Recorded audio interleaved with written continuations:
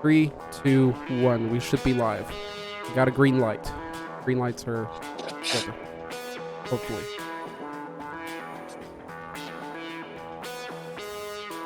Okay, looks like we are live. If anybody wants to double check we're live, you're seeing us live, that'd be deeply appreciated. Oh, excuse me.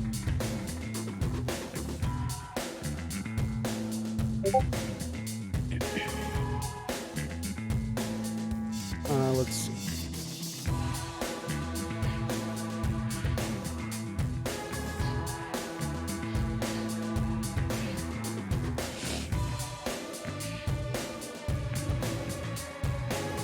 We're just running the music.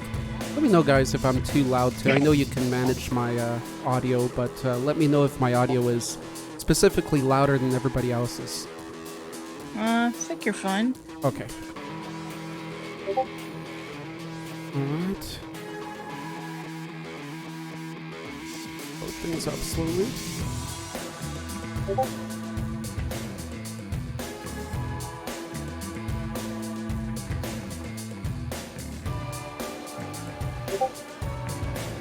There he is.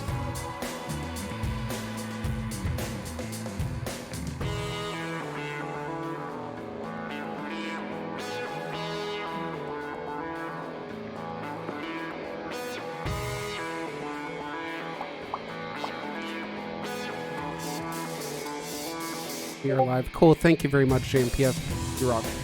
You rock. Oh. Where are they? Okay. There we go. Light on here for you people that have to see my face. You don't see my face during a Monstercast, you just felt. Yeah. For you folks.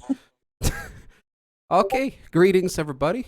Let me just get focused here, get everything organized so I can focus on you the rest of this MC. Let's see what number it is.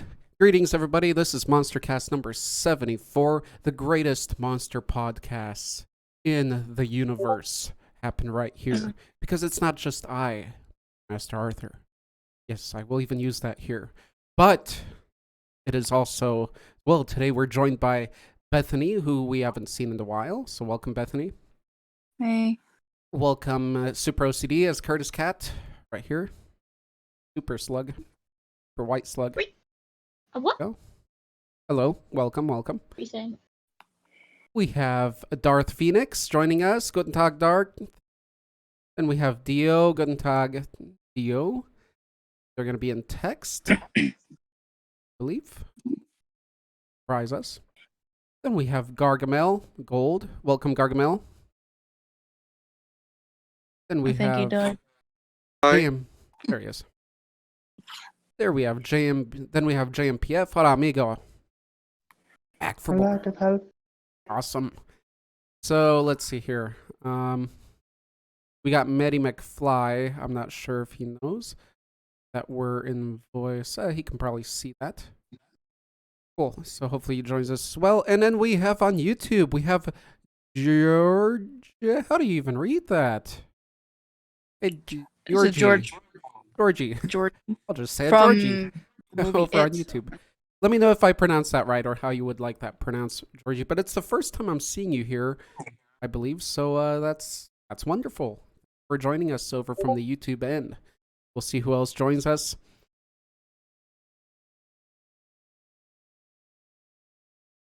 If anybody wants to let Maddie McFly, like JMPF, if you want to let him know that we're and join us, he can listen to us at least in VC. Welcome to, and let him know that he's live now. So his comments are live over YouTube. Small channel, but it's still public. Raincrawler It's an just joined amazing us channel. on YouTube. That's hello, Georgia, and everyone. Welcome, Raincrawler. Okay, let's see.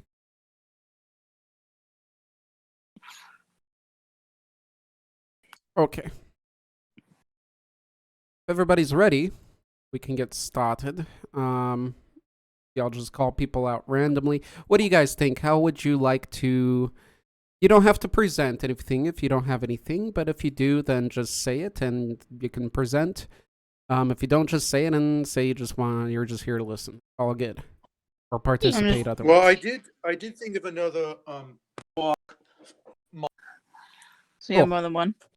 So, how do you want to go about presenting it? Should I go alphabetically? Should each person choose the next one? Or should I do random? Should I do the wheel of torture?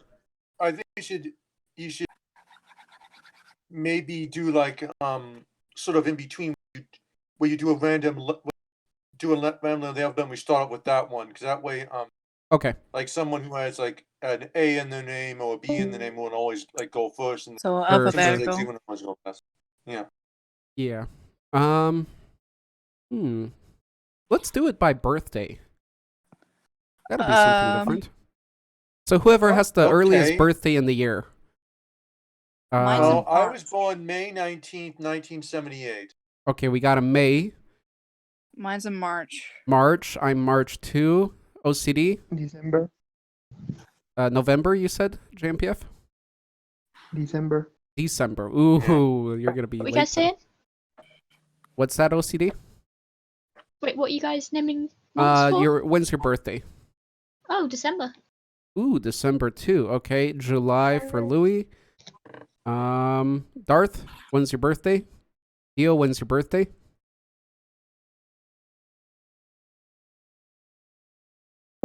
Dot? And Bog, you Yeah. are here.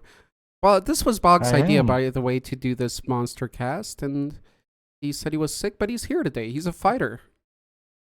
Yay. Welcome. Hope you're doing better, buddy. Well, like I said, most of it was just headaches. Just keeping hydrated and Cool. icing my head every once in a while. We're just getting started, Bog, so I'm asking everybody's birthday, so we'll decide who goes first by who's got the earliest birthday. So when's your birthday? About? March 26th. Ooh, he's another You March. have it on my birthday. Really? The same Huh? day? 26th? The 26th Yeah, of 26th. March. Holy I moly. think we've already had a conversation about this. Yeah. God. Sweet. Love it. Darth Phoenix said, let's see, is that March? Yeah, he wrote it the other way. So wait, Darth, you're not a 26 as well on March? I think he is. No way. We don't have that many people to have that much of a coincidence. Is that really your Wait a birthday? second. You were born March 26th, 2001? I was born in 1999. No, I was talking to Darth. Darth, were you born? Really? He said yeah. Well, So we have I guess we were born the same day, Darth. Oh, that's Like, crazy. not just of the month. There's three of the, people the here. same. Yeah, but me and Darth were born on the same year, apparently. The same year. So you're exactly the same. So you're twins. All right. Well, Somewhat. yeah. Different timing, maybe. Wait, what year did they say? Like 2002? 2001. I'm older than you guys. That's Yeah. pretty- Well, I'm as old as dirt. How old does that make you? Right, JMPF? Fucking ancient. I'm 21. That's pretty wild. I mean, See? people being Ancient. born in March, I mean, it is the month of spring. So, yeah, you're going to get a lot of breeding. But to be on the same day, that is really weird. And for Is there 3 people to be on really this cool- monster cast out of what, like 10 people? But that's Those like are the crazy biggest ratios. coincidence I ever seen. Yeah, that's pretty wild. So I mean, I'm not gonna lie, congratulations. Me and Darth are basically the same. We both like SCPs. We both I love SCP. talk like assholes sometimes. Isn't that We're both everyone? born on the same time. Hey, I'm not finished. And no, I'm finished. I forgot what else I had to say. Sorry. Okay, so it looks like I might be going first then because my birthday is on March 14. So if anybody has an earlier birthday than me, Dio didn't. I forgot when's yours, Dio. Is Dio still here? First No, is Dio the left. worst. Never mind. Okay. I guess they just can't deal with our rock hard monsters, yo. Yeah, exactly. Oh, don't put that image in my head. All right, An image in my head. let's rock this place then. We're gonna have So a lot of you- puns, you- I hope. No, you don't like the thing about muscular monsters, Bethany? What? All right, guys. Block-hard is another term for muscular. You guys keep chatting. I'm gonna make it Yeah. a requirement that you have to say a pun when you go. I want a lot of puns today. I hate Real- puns. It would be a lot more amusing if I were stoned. Darn. Eh. Why All do you right, wanna be Louis. s- Louis Right is against that 1981. Damn, Louis, you're only a couple years older than me. Right on, Louis. Right on. 1981, good years. 1982, 83, and 84, good years. Good years in cinema. Hey, Darth. Next year, if we're both alive, we should totally have a joint birthday party. Can I join? Oh yeah, I guess you can too. We'll all just be like, let's try and celebrate our special day. There we go. Yeah. Okay, so I don't know if I said this publicly yet. Today's Monstercast is about stones. So it can be Did you cut out related. for So other it can people? be monsters related.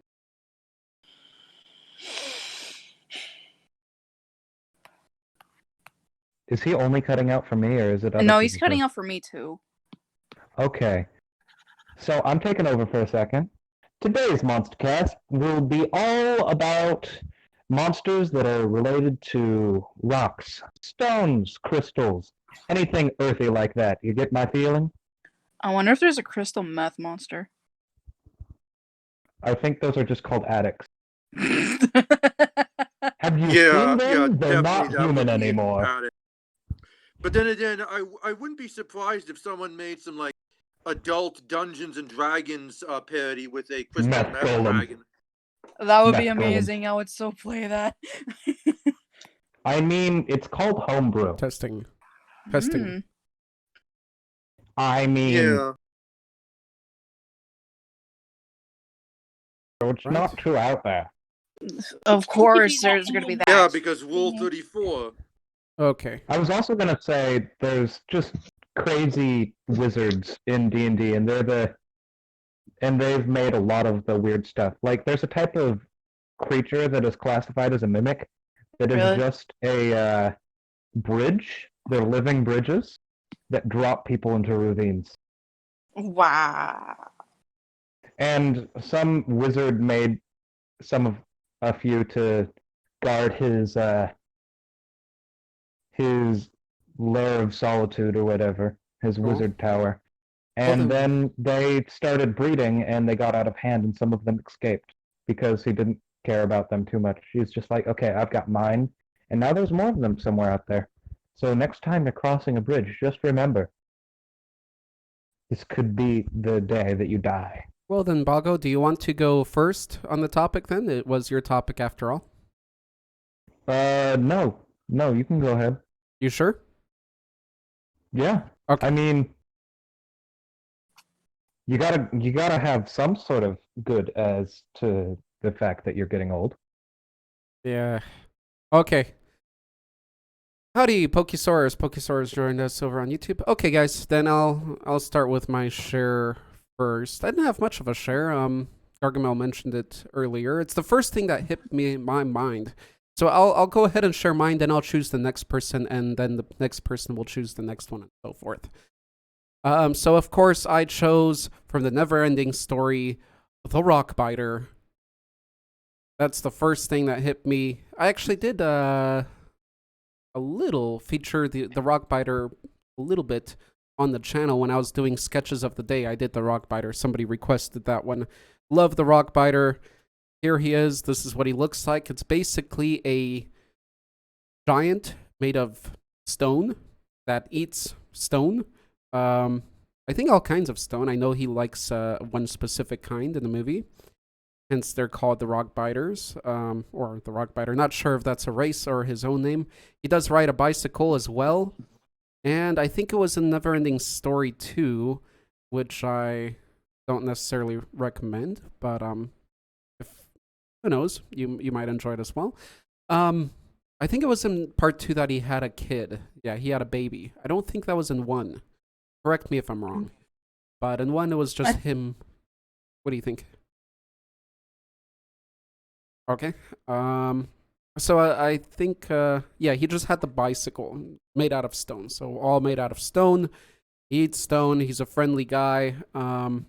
Didn't perceive anything too malicious from him in the movie, although the nothing was going about. A little bit of a spoiler, not really. That was destroying the universe, so everything was maybe acting a little bit different. So we're not sure on the complete demeanor there, but he seemed like a decent. Anybody have any thoughts on that? Anything to add? Any mistakes I said? I don't know. I haven't seen that movie in years, so I don't know. You have to I don't see know. it. I've never seen that. I movie. only saw the first two. I did enjoy them though. I never got around to watching the third. Never. I think there's only 2. And yeah, the kid was not in it until the. Yeah. Yeah. No, they're great movies. They're wonderful family movies. If you guys have family, kids later or whatever, I think this is totally a collectible movie. This is just like the As Labyrinth. opposed to not family kids. What's that? Oh, the Labyrinth? You mean like Pan's Labyrinth? I love traumatizing children. That's a good one too. I'm But gonna be- You're a great no, the father. Labyrinth. I'm a great uncle. I'm You're- waiting for my nibblings to get old enough that I can introduce them to clowns. Oh Because- no, you're gonna Yay. scar them. So No, the thing is, I want to make them really like clowns because their mothers are terrified of them. Sounds something was polluting the rocks that he was eating. Thanks, Raincrawler, for that tidbit. So yeah, the Labyrinth. I'm talking to Jim Henson one. Although the other one's very good as well. And along the lines of Dark Crystal, very much along the lines of Dark Crystal, because they both have this kind of depressing feel to them. The Neverending Story, it's a wonderful fantasy film, but it does have that darkness to it. Like Lord of the Rings, although in Lord of the Rings it's taken to an epic, another different level of writing and everything. But Neverending Story and Dark Crystal both are that family-friendly fantasy, but dark fantasy. Also, Legend would be another one, maybe a little bit more adult than these, but Neverending Story is definitely for all ages. It's a wonderful movie. It's definitely one, if you love fantasy to collect, I recommend that you have something you like collecting. Let's see. This guy would be about, I'd say at least 50 feet or so tall. That's it. I'd Big like to boy. see him in more action because he doesn't look very mobile, very quick. Don't even know how he uses that bicycle works, but it doesn't matter. logic. A wonderful movie. There we go. Well, maybe you'll see him more if they ever do like a never-ending story, like reboot, like they remake. I think they'll Don't remake it talk to me someday. about remakes. We I'd all like know how to- those go down.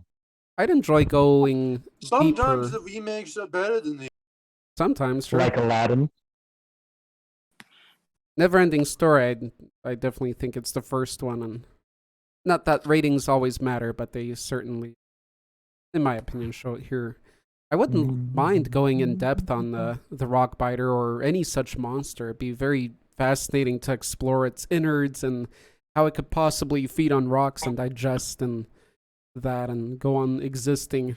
Be a fun little mental. Oh boy, I just love exploring innards. Fun. Alrighty, that's mine.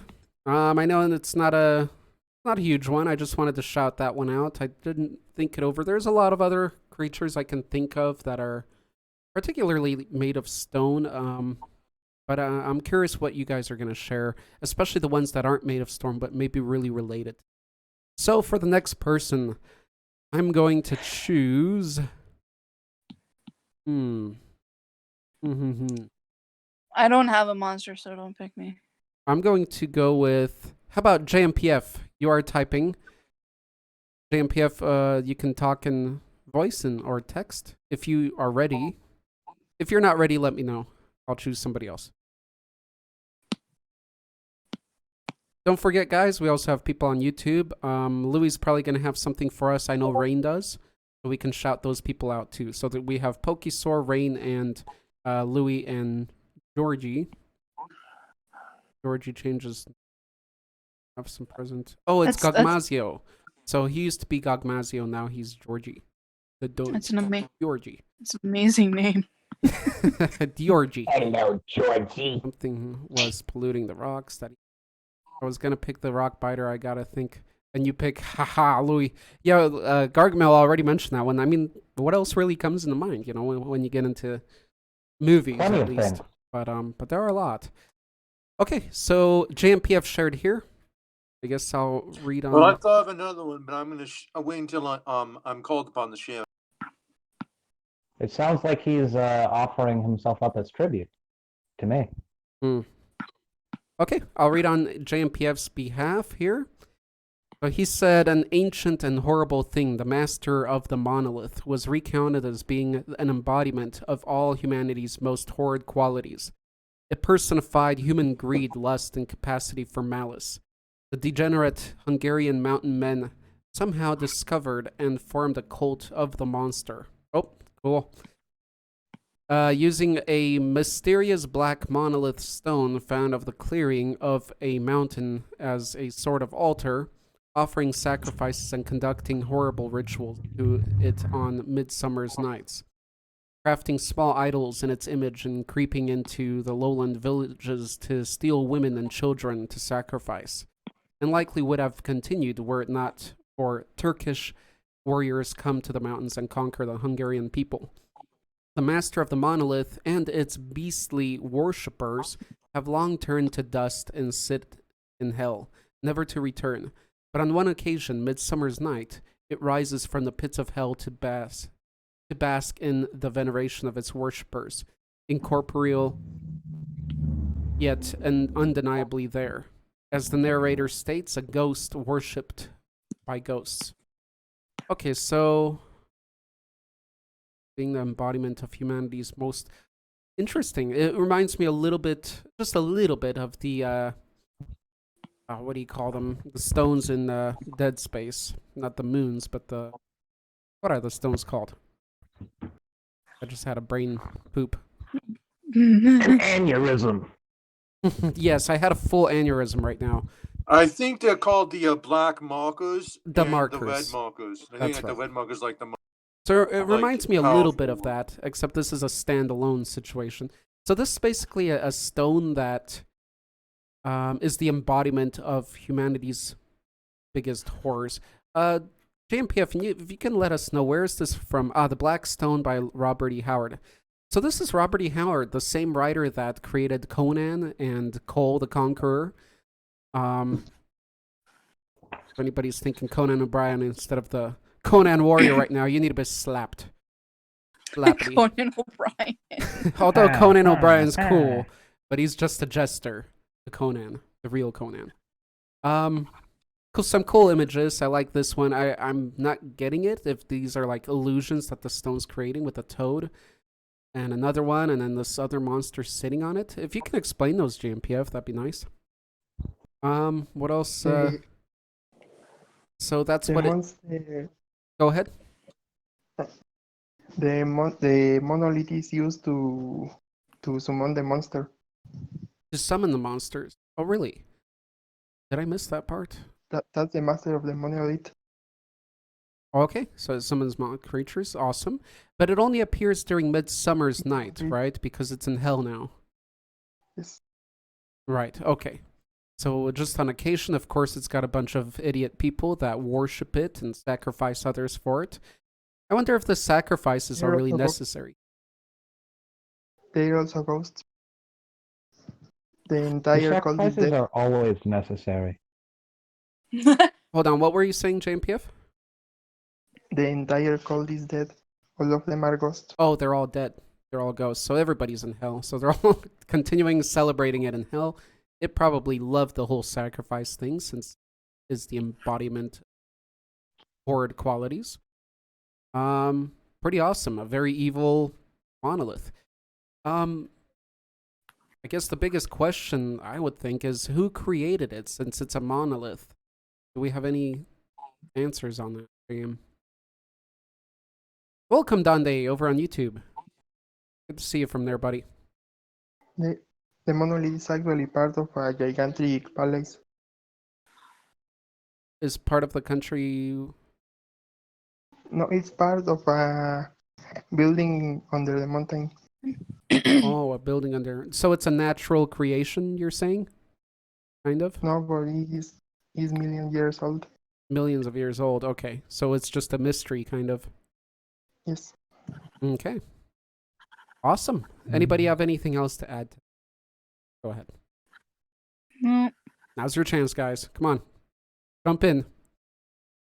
Jump in like the literate piranhas that you are. Bleh. Come on, Bago. I know you want to say something. Do it. Spaghetti? Spaghetti. Free spaghetti. OCD took advantage. Good. Well, I can say something. Nuggets. I didn't particularly want to say something, but there, I said it. Something. Said it Perfect. 3 times. Said something. All right. With that, Cutting we'll out. slowly move on.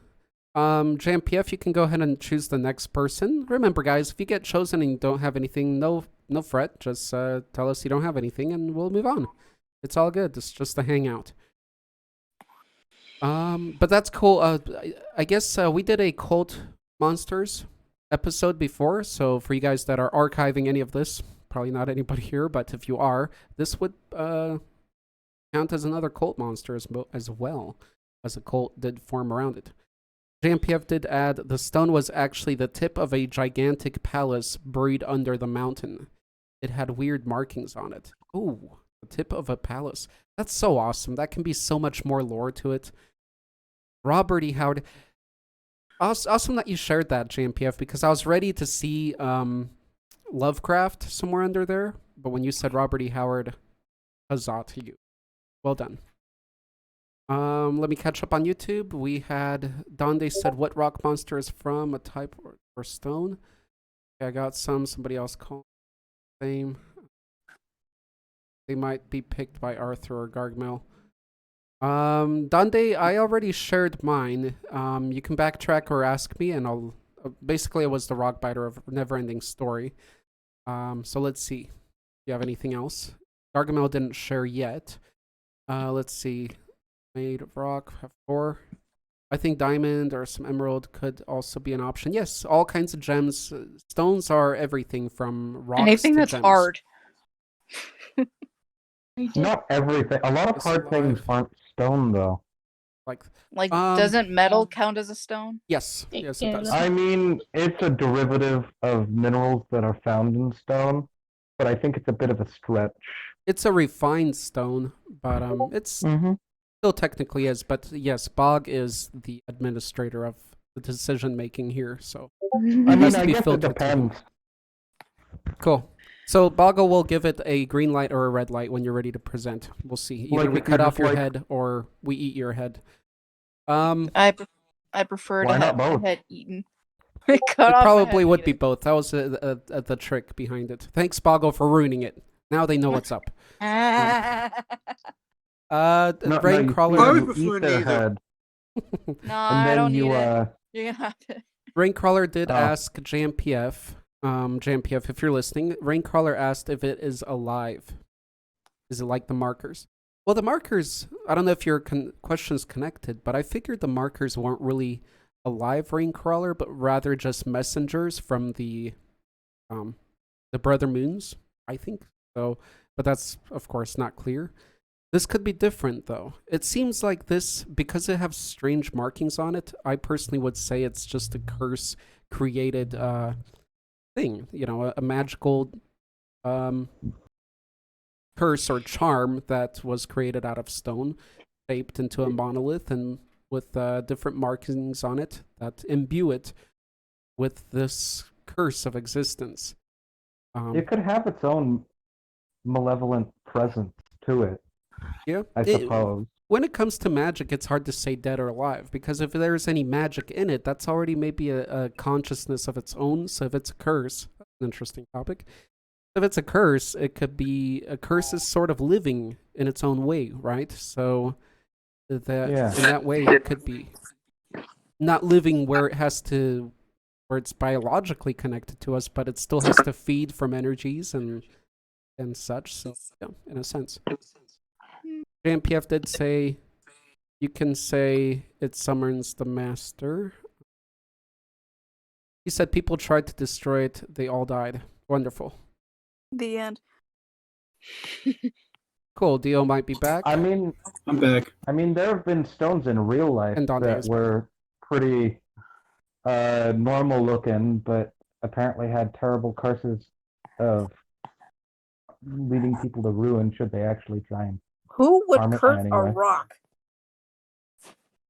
All right, JMPF, go ahead and choose the next person to share. Oh no, maybe the rock cursed somebody else Oh. because they broke it with Mm. vinegar and Vinegar.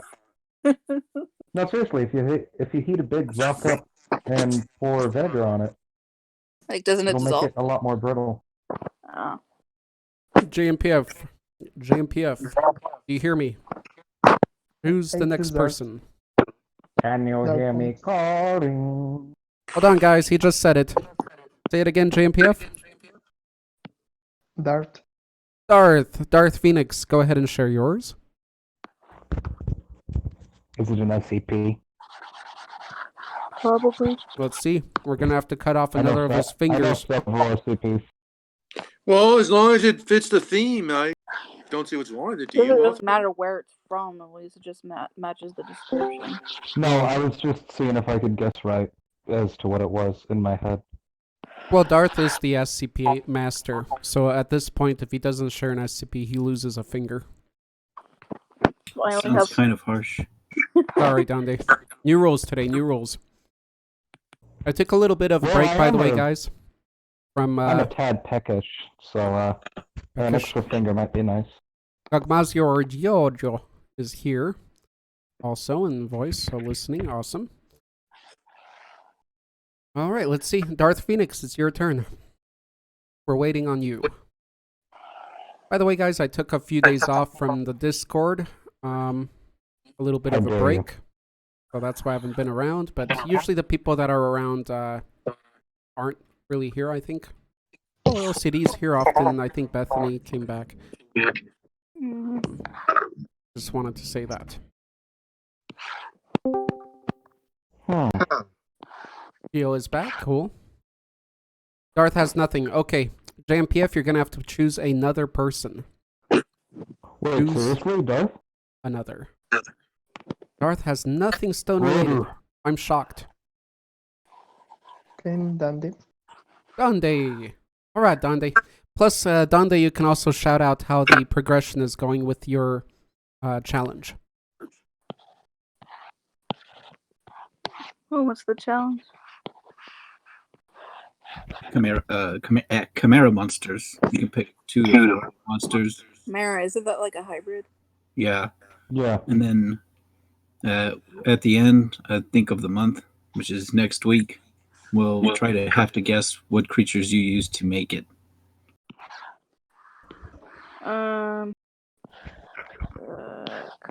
Ready?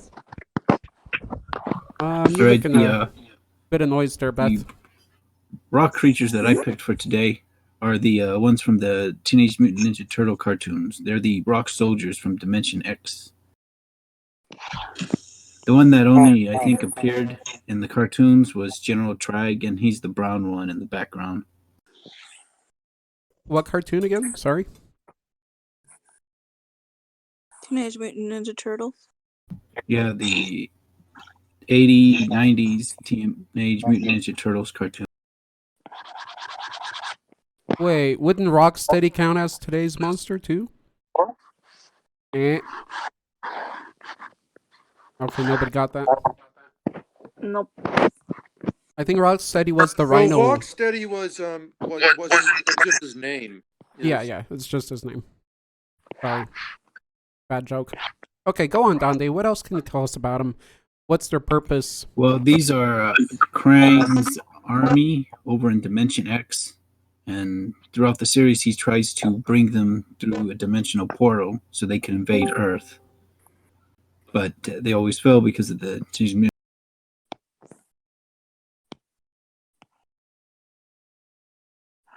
So these are aliens, Anyways, essentially? the toy of General Trag. Yeah, these are from another dimension. Doesn't really look like him, but he's based and they all pretty much almost look the same. Wow, that's pretty racist, yo. So he looks pretty different in the toy version than that cartoon, because you're talking about that red one in the back, right? So here has the skin tone. Why is that? Yeah, this one I don't know. It has like a weird skin tone, but that's pretty much what they look like back there. He's like more bulkier than the other one. Yeah. That's The silver probably one, why I he's a forgot what general. his name was. I think he's Pewter or something. He only appeared in the whatchamacallit? What's that thing where they just show like 5 minutes of a clip before they actually air the Commercial? series? Premiere? Like a premiere or something. Yeah. He Preview? only appeared. Oh, really? So he just appeared in that premiere. He never appeared in Oh, a are you full talking about episode? a trailer? Pilot episode? Yep, something. Pilot? Yeah, that's another word for it.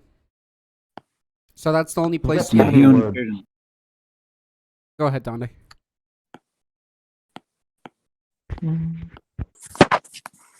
He only appeared in the pilot, but they are making newer faces of them Theo says that that's have the... both of them together. I think it's Is that right, Donde? Is the one that Dio posted, is that the 2012 one? never really seen the 2012 one, but I guess it is. The I know they 2012 probably look one different looks from really hot compared to variation. the other one. Get it? They are very different looking. Yeah, see, that's cool. That diorama somebody made. Doesn't look like they used toys. They made their own. But it looks more... That's the I think promotion from NECA of their TMNT figure. Oh, that's awesome. Did it ever come out? It says coming out 2018. Did these ever come out? I don't know. I know the Slash came out, but I don't know about the two Rock Soldiers. They're supposed to be they're supposed to be. Did that version of the Ninja Turtle come out? Because he looks a little crazy with the bigger eyes and the smaller squinted one. Do you know if that came out? He looks different in the cartoon. This is a case where the cartoon version doesn't look as good as the toy. I see. Beth, you're making a bit of noise through your microphone there. Wait, me? Yeah. Just some shuffling noises are coming through. A little bit strong. Sorry, I sometimes. was putting my iPad on my pillow. All good. Yeah, Donde, it looks like they went a little bit darker. Like the whole styling looks, at least on a Ninja Turtle, looks a little bit darker. A little twistier. Oh, they have a baby Death Star in the background. Yeah. That's the Technodrome. Technodrone. It's basically a big Drone, baby vacuum Death cleaner. Star, same difference.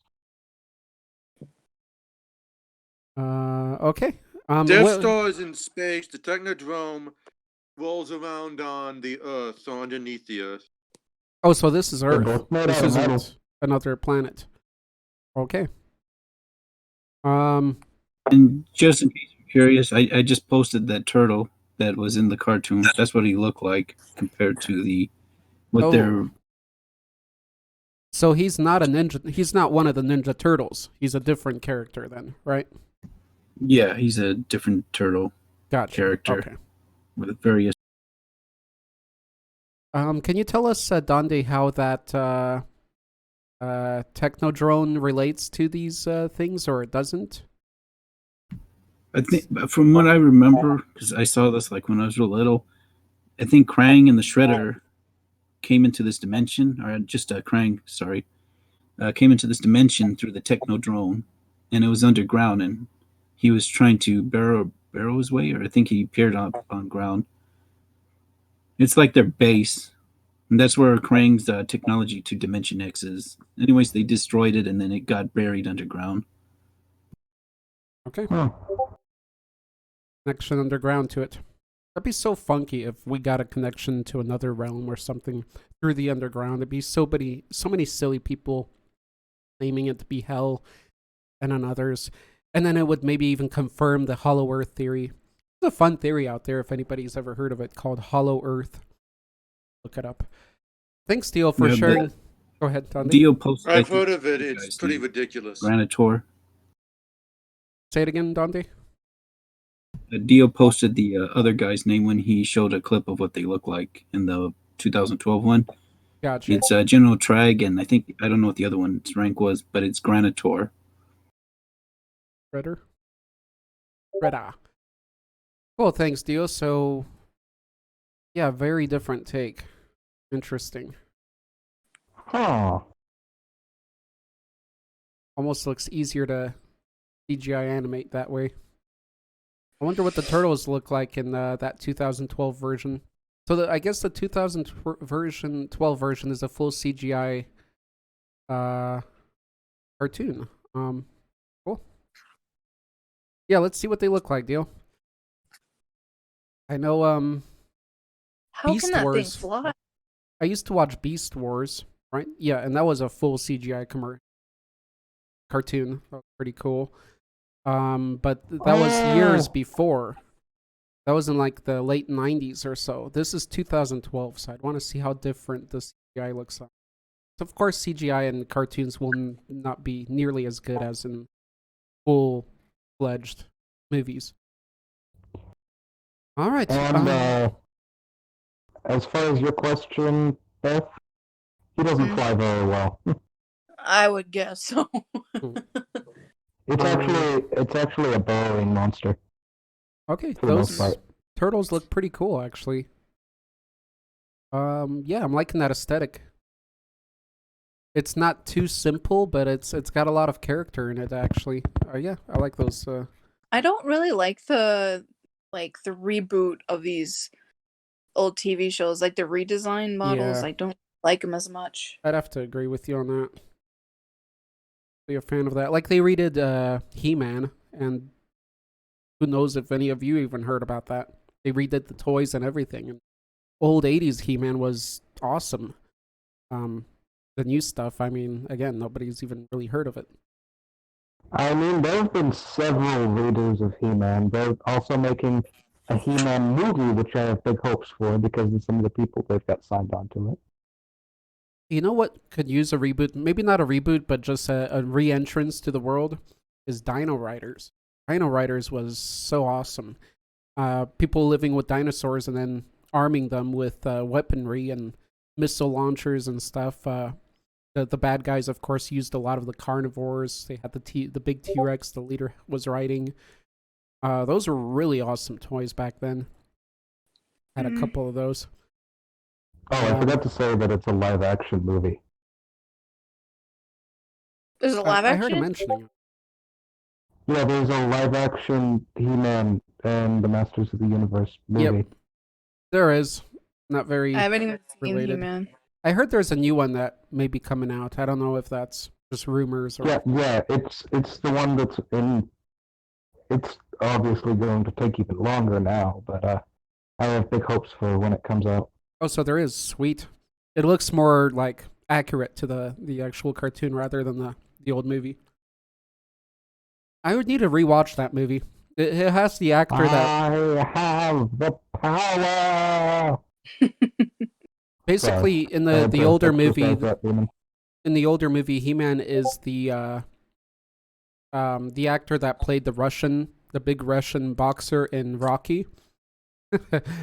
Or if you guys watch The Expendables, he's also there. Tall blonde guy. Dolph Lundgren. Cool actor. There you go. Oh, and speaking of rocks, I did just a quick shout out to a rock or stone-based monster, as I did mention this one before. It is from the He-Man universe. They are the asteroid alien beings that basically turn into an asteroid or meteor. The asteroid, I think. They're just sentient asteroids. They don't even really have another form exactly. Yeah, they're in a ball shape, but they can open up, and they're a full two-legged, two-armed guy. Powerful beings, in my opinion. Okay. Louis said the Colossi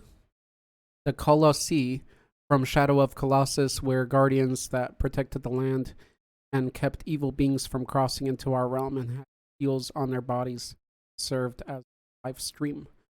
The Colosseum. Is he talking about what you mentioned, Dande, or is he talking about something else? The Colosseum? I think that's something else. Okay.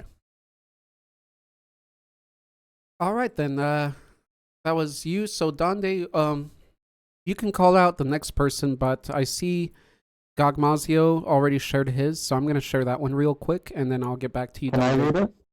on who you choose. So if you guys can scroll up, not much, just right above that Ninja Turtle picture, we have this dragon-looking thing. This is Gogmazio, or Georgi. And so he says, so this is Basarios from the game Monster Hunter. He is a baby juvenile form of Gravios. He has a thick rock coating all over his body, which he wears till his natural armor becomes hard that he can outstand pressure of molten lava. He lives mostly hidden in the ground, okay, so I'm assuming near volcanoes, hence the power. Except when he has to move to other places or fight other monsters. From attached, he uses beams of pressured steam, body slams, poison, sleep, and explosive gas. Sounds like a good buddy for Godzilla, I think. He's not that big. He's about the size of maybe a school bus. Hmm. I thought you were about to say he's the size of a squirrel.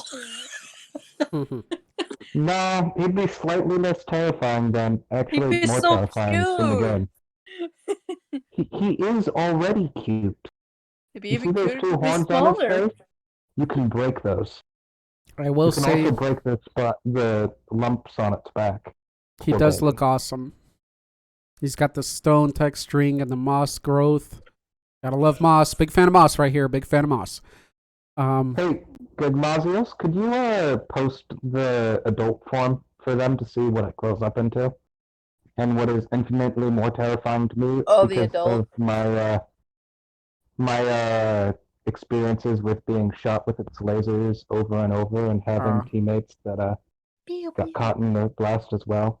Yeah, Caught him. Gogmazio, if you can post the grown-up version of it, the fully I've played developed. the game, but I don't think I've come across When you it. said adult version, Bago, you had me skeptical for a moment there. So, all good though. I got it. It is cool. You guys know I love nature and earth-based creatures, and this is so far the most like that with the life all over it. It's beautiful. Mhm. I love it. I'd love one as a pet. I'd love him roaming around my house, guarding my mansion in this I fantasy. mean, if it was dog-sized, that would be great. But Yeah, it, that'd be cool too. Oh god, that is terrifying. Rise of the Ninja Turtles, 80s ones appeared once in 2012. Dolph Lundgren. Cool. is there an adult version of the variant? The crystal one? So there's a crystal, like, subspecies of it, I guess. There's a couple of them. There's a ruby and an amethyst one that I can remember. So they're just like different varieties of stone. Yeah, the two crystal ones are formed. Their armor forms differently because of where they grow up, I think. And the ruby one has a lot of fire and blast power. From Hope. And You go. I haven't seen the adult forms of those. I From don't know Hope. if they've ever been put in the games. From how bulky the body is to how small the wings are, I'd be surprised if it could get off the ground. I mean, it can. It just doesn't. Its main thing isn't flying. It's Is it just gliding? no, it burrows. Then why does it have wings? Because all wyverns have to have some sort of wings. I guess it swims underground. Oh, it swims in lava. Valid questions. Oh, yeah, valid that too. questions. Okay. I don't have the. Okay, let me see if I can find it real quick. Basarios. Google search that then. Hello, If everyone. he says there's no adult form of it, it's very possible that they never bothered to make a model for that. But there might be really? fan art. So how do you know about it then if you haven't seen it? Is it mentioned somewhere? Because it stands to reason that if the Thessarios is a juvenile form and there's variants of it, that there would also be variants Oh. of the adult. Yeah, for sure. So you mean in the game And- they have the juveniles, like different variants, but they don't have all the variants maybe of the adult versions. Of the adults. Got you. I think Oh. they're just lazy. Well, cool. I mean, they have a lot of monsters in the Monster Hunter franchise and games. In fact, in the latest Monster Hunter game, it's got some of the least amount of monsters and variety out of any of their games. Did Chris just join us? Chris did join us. Hola, Chris. I here. Greetings. Glad to have you here. I was actually going to call you out. I didn't have to. I knew I didn't have to. Okay, let's move on But I to mean, the if you next. want to look up and see if you can find any fan art of the Crystal Thessarioses, then Shadow of I Colossus video guess. game. I'm gonna check out what Louis talking about real quick. He said the Shadow of Colossus video game. That's where the Colossi. He said they look awesome. If they look awesome, I have to look them up. I take Louis' word. So let's see here. Search that out. Oh, 1 got the second, guys. Colossi. I found something. If you see what I'm looking at, Louis, this is what I'm looking at. Is that it? We'll find out now. Comparing the sizes of the Colossi. Oh, so there's different sizes. Oh, that's cool. I'm going to show everybody this. So these are like the guardians of, what was he saying? Guardians that protected the land from evil beings. Okay, so these are basically like Earth guardians? Earth-based. So you guys can see the different forms of them, and they're all like rock made, but you see that they come in different forms and shapes and stuff. Wonderful. Oh, there's that. So let's show him this one. That's a Colossi. Cool. All right, guys. Check this out and tell me what you think. 3, 2, 1. Like that? Meh. Chris says meh. Generally, the monsters from Shadow of the Colossus are meh. I see. Well, I like this one. Like it. I like the ancient Aztec-y type of styling to it there. Touch, I'd say. Victor Rain. Who's Victor Rain? Is that your lover, Raincrawler? Who's Victor Rain? That's the first time. Hi, it's it's Sombra. Okay, greetings, Sombra. Aren't you the Lord of Hell? I'm currently locked out of my Discord, so I couldn't join this week. Awesome, but you're here, so glad to see you, man. With that, let's move on to the next person. Dande, who's next? I'll pick who hasn't gone yet. Moi. I just want to ask, what's today's topic? Most people. Monsters that have to do with stone, rock, crystals, like that. Ah. Dande, most people haven't gone yet. We also have Alright, Louis then. and Rick. I'll pick Gargamel. Gargamel. Doggy. Yeah. I thought of is rock giants from Frozen 2. Okay, cool. I haven't seen that one yet. Let me search out an image for that.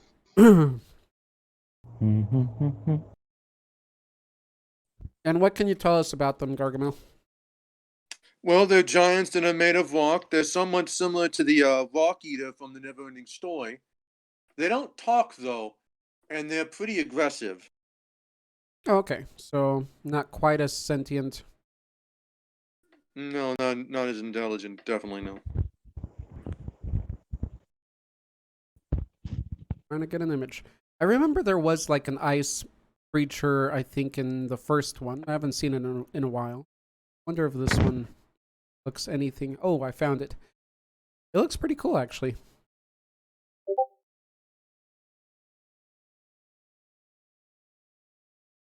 Do you watch a lot of these with family, Gargamel? Do you live with a lot of family? Asking because you often bring up. Mhm. I don't. The only family members I live with are my brother and my mother, and they're the biggest reasons I really can't work right now because the two of them are both immune impaired. Oh damn! Right. Compromised? Yeah, immunocompromised. You still So they otherwise I'd be still working right now, but I can't because I can't risk getting them sick. they still let you keep the job though, right? I mean the company, right? Yeah. Okay, Yeah, cool. I should. That's To very keep good. it.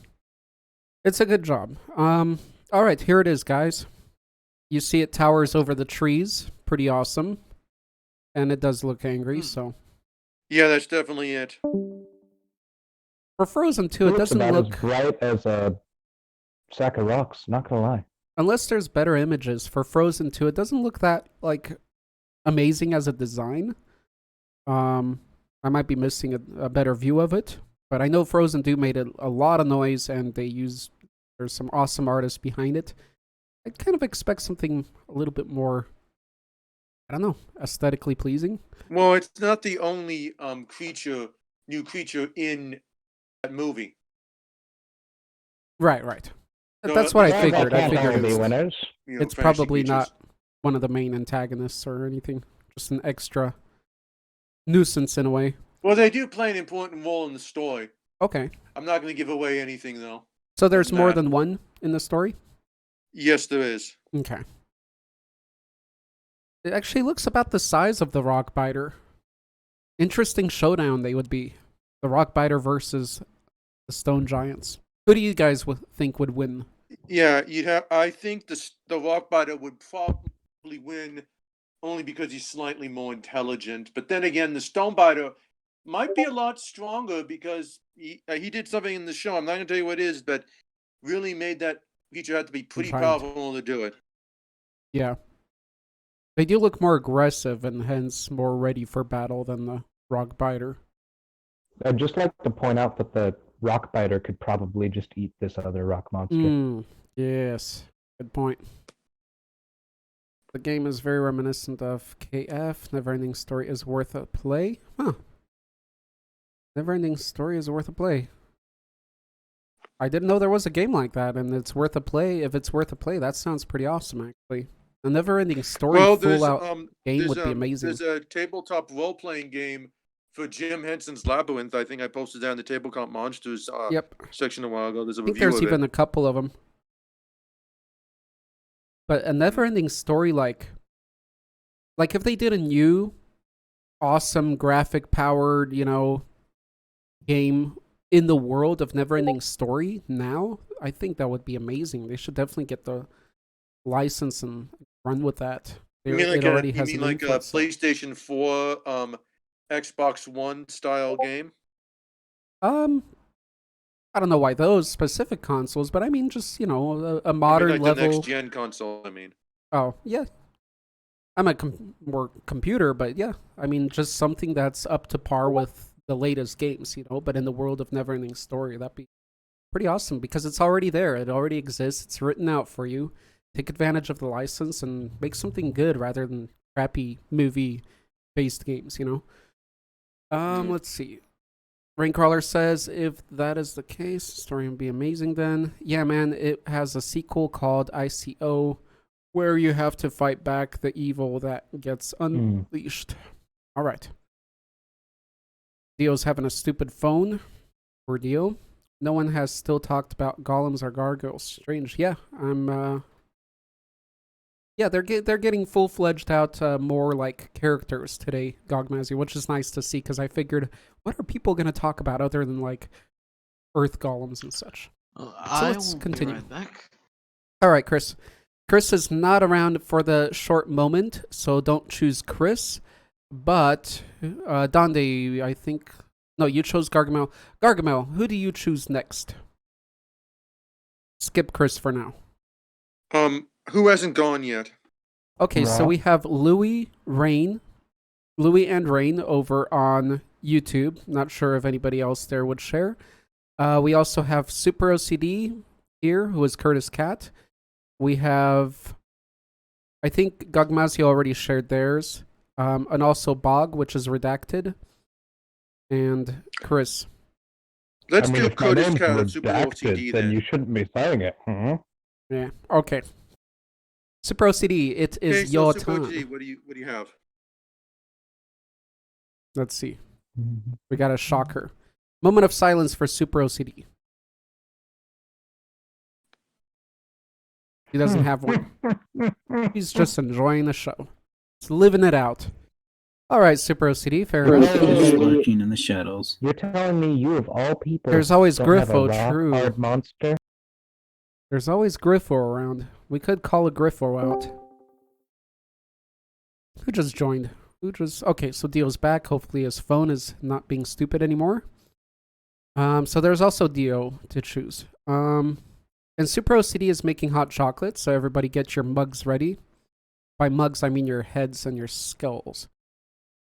The feast. Well, Thank it's you. nice of too bad I can't have any. I'm gonna Enjoy the I'm gonna moment be of going silence. now, guys. By the way, I need to make my lunch pretty soon. Sorry about Gargamel, that. before you go, could you can choose do it, another Dio. person I real believe in quick? you. I sorry, but I don't know who hasn't gone other than her.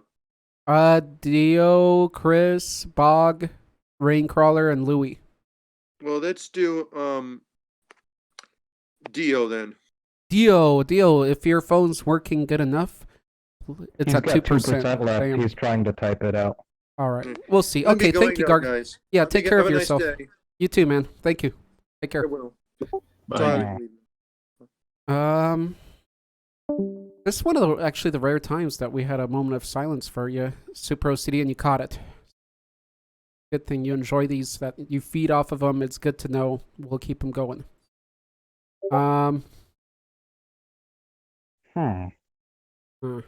Yeah. Good reply. No YouTube friendly ones, unfortunately. Really, no YouTube friendly ones. Oh, if they're not those are YouTube my friendly, I'd still favorite. like to hear about them, Super OCD. I mean, we talk about a lot of stuff that's not Just necessarily don't share YouTube any friendly. pictures. Yeah, just don't show any, pictures here. But if you got something, shout it out. All right, waiting on Dio. Dio, let us know if you can share or if you have anything. It looks like you do. You're just having problems with the phone, so we'll give you a moment to reply. Enjoy this music, copyright free from Bago. Oh shit, I forgot that I wasn't on push to talk. Cancel that. He left the band. The band broke up already. Wait, Beth left. When did Beth leave? She said her battery was dying. Her battery was dying. Oh, Everybody okay. just needs to make sure to plug in before Yeah. this, apparently. That's what's been happening Responsible people. with my Looks like microphone. they're trying to find a reason to leave. Okay, so Curtis Cat was talking about the PP. Thank you, Curtis Cat. That's wonderful to hear. Okay, so The pee-pee? yeah. Oh, well. There we go. That can be quite a monster too. Not necessarily for other people, but the beholder of the PP as well. Moving onward. I mean, let's be honest. They look funny. True. And they're also an acquired taste. Oh boy.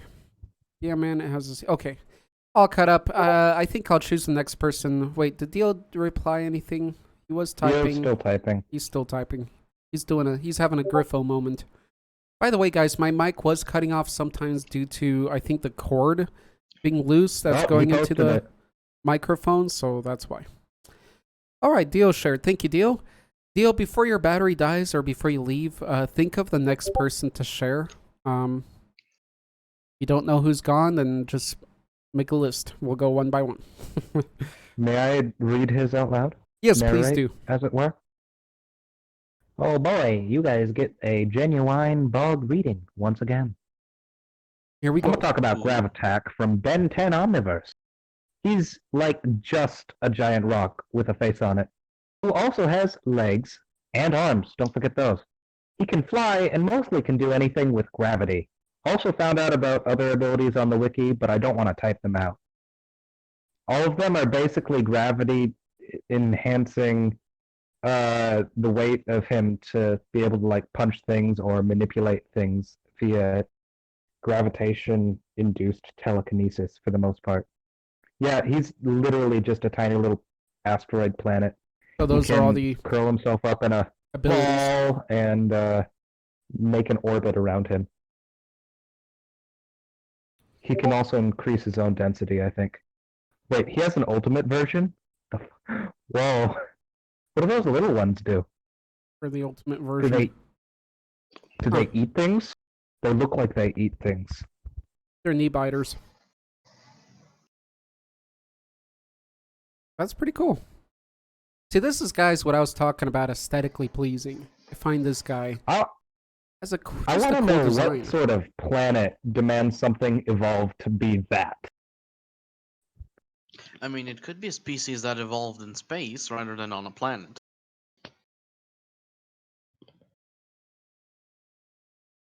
But what sort of circumstances led to them having to leave their own planet to be in space? Or did they literally just grow bigger off of this one little asteroid in space and then just float around, Ooh. knocking into one another every once in a while? It is possible that they fucking as there we have discovered like asteroids with small microbial organisms on them. It's possible that they formed entirely in deep space and didn't have anything to do with the planet. Yeah. Cool, Louis. Checked out your shout out. Nice little shout out, Louis. Although that's a statue, more or less. Anyway, Dio or anybody that can answer. So on both versions, it looks like. So on Grav Attack from on his abdomen there, right under his chest, there's that circular thing. What is that? Is that like his life source? Is that a weak point? Can you shoot that and damage him easier and kill him? I think that's just supposed to be his core, Okay, his molten core. I guess. And then what is the emblem they carry? That little logo, like he has on his head, and then he has it again in red on his That's chin. just the that- Ben 10. That's from the Omnitrix. That's what all Ben 10 transformations have. Like, That is the symbol of the watch that the main character has, and that allows him to transform into different aliens. And every time he transforms into an alien, the watch still has some kind of representation on the body. a couple of times it even like Hmm. replaces where an eye should be on a creature. That's cool. So is it there more for us, the viewer, to know what we're looking at, or is it an actual thing that helps with the The transformation, or is that Omnitrix is unclear? how he actually transforms. Oh, It's okay. it's magic space watch that has a bunch Gotcha. of alien DNA in it. Gotcha. Okay, now I can. I never really watched the cartoon, but I have seen things from it and the accessories, and I've seen the watch. So now you put the puzzle together He- for me. Thank you. Yeah. Yeah, he gives his watch a good touch and he turns into aliens of his choice. Okay. Dio also said that. Also, want to say that Pro would have chosen Diamond Head, who is from Ben 10 as well. Is that true, Dio, or are you trolling Pro? Didn't know Pro was a fan of Ben Also- 10. Also, in Ben 10, I love how werewolves, That's cool. mummies, and vampires are all actually just alien species, I as see. well as Frankenstein. And ghosts. Cool. So it makes sense. That's how they logicked Wait, everything. Ghost? I know Ghost Yeah. Freak was an alien, but ghosts in general are just aliens. Yeah. Not all ghosts, but like there's a species of ghost freaks. He is not the Yeah. only one. Pretty wild they how much you all guys know about evil? this. I have some passing knowledge of it. I never got to watch it Oh, and God. a bunch of it, but I got to see it every once in a while, and I'd imagine cool things like, oh man, wouldn't it be cool to be able to turn into aliens and stuff? Because I used to be obsessed with aliens, and then I found fantasy. But you know what? That's cooler than aliens. See, I can't really put sci-fi or fantasy on different locations. I love them both equally. Louis, that's awesome. It's so Huh. I forgot the guy's name. The stop motion animator from the 80s, you know what I'm talking about. All those cool movies, all those Sinbad movies. It's so that statues coming to life. Big fan of that, big fan. All right, let's see. Can I start writing about another monster because I have two more I want to show. Oh, so you have more Gogmazio. Okay, we'll come back to you then. Gogmazio, just be patient. Since you already shared one, I want to give everybody a chance. And then we'll get through yours probably near the end there as more shout outs. I'd go with Diamond from Benton. Okay. So Pro said that apparently. Thank you, Dio. See ya. Diamond Head sounds like a powerful being. As Diamond. Okay. Can't he just he's really hard, but what are his other powers besides in better body than humans and better strength than humans and the thing that almost every Benton alien gets and most other creatures? Was that a question or a comment? Well, it was both. I was like, what is his special ability? Is it just him being hard and strong? Diamond Head? Oh no, Yeah. Diamond Head. Not only is he hard, he can also like grow his crystals and like create shields, barriers, shoot him like bullets. He's very Oh, versatile. I remembered that there was one other crystal thing that could like absorb energies and Chroma Stone. stuff. Yeah, That that's is a stupid name, and I love it. yeah. The See, names for some of Diamond the Head is Benton the aliens are beautiful. Diamond Head's from the OG anime cartoon, and Chroma Stone was his quote unquote replacement in the uh, uh alien force. Alrighty. I hope you, Super OCD, you're enjoying the word choices here. Quietly over there.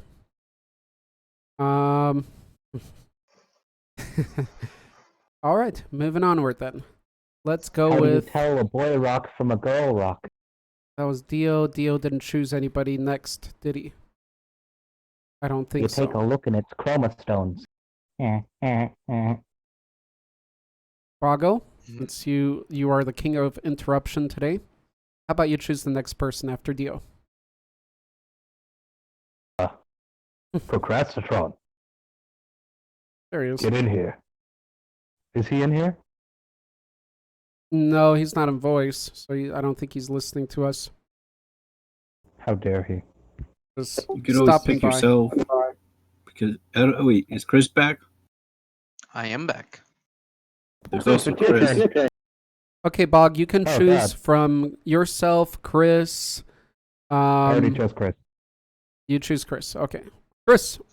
Alrighty, so rock monsters. I gotta say that's a bit difficult one to pick because I don't know of many rock monsters that are anything more than just humanoid thing made out of rocks, usually giant. Right. I mean, So you could also. yeah, It's supposed to be able to I'm be ones building it that up. are I'm building up what I'm associated gonna with go them. for. No, Hold on, I'm Bago. building it up. Don't worry. And so usually didn't know what to go for, but then as I am currently I finished a raid in World of Warcraft Classic, I thought of one rock monster that would make an intriguing fit here, Hmm. and it's a lovely beauty, a daughter of the Earth Mother, one of the greatest Earth elementals from the world of Azeroth. Many people know her because she drops a ring that a lot of people want, Princess Theradress.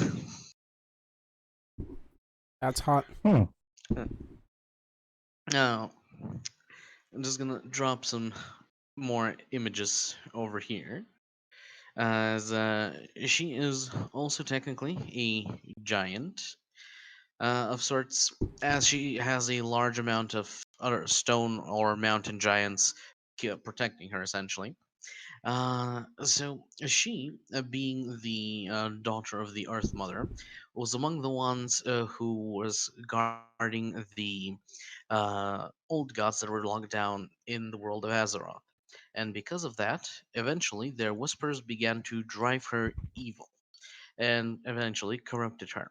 However, she did fall in love with the son, one of the sons of Cenarius, which is a centaur god, nature god, who's basically half the top. He's a centaur, but has the body of a stag and the upper body of a night elf. So purple, long ears, and has some trees growing on him. And the son in question, I don't remember his name because he is irrelevant, basically looks exactly like his dad. And the two of them fell in love and technically, kind of, sort of got married, consummating their marriage. And it's from this marriage that centaurs were born. So this is how the race of centaurs in World of Warcraft came to be. And Huh. they are just they're exceptionally stupid, savage, horrible creatures that cause trouble for everyone else. Which is uncomfortable, but oh well. Eventually, however, after seeing how their kids were brutalizing the local landscape, leaving basically just barren waste, he wanted to scold him or just not be associated anymore, and that made Theradras rather upset. So she put him to sleep and trapped him, essentially kidnapping him.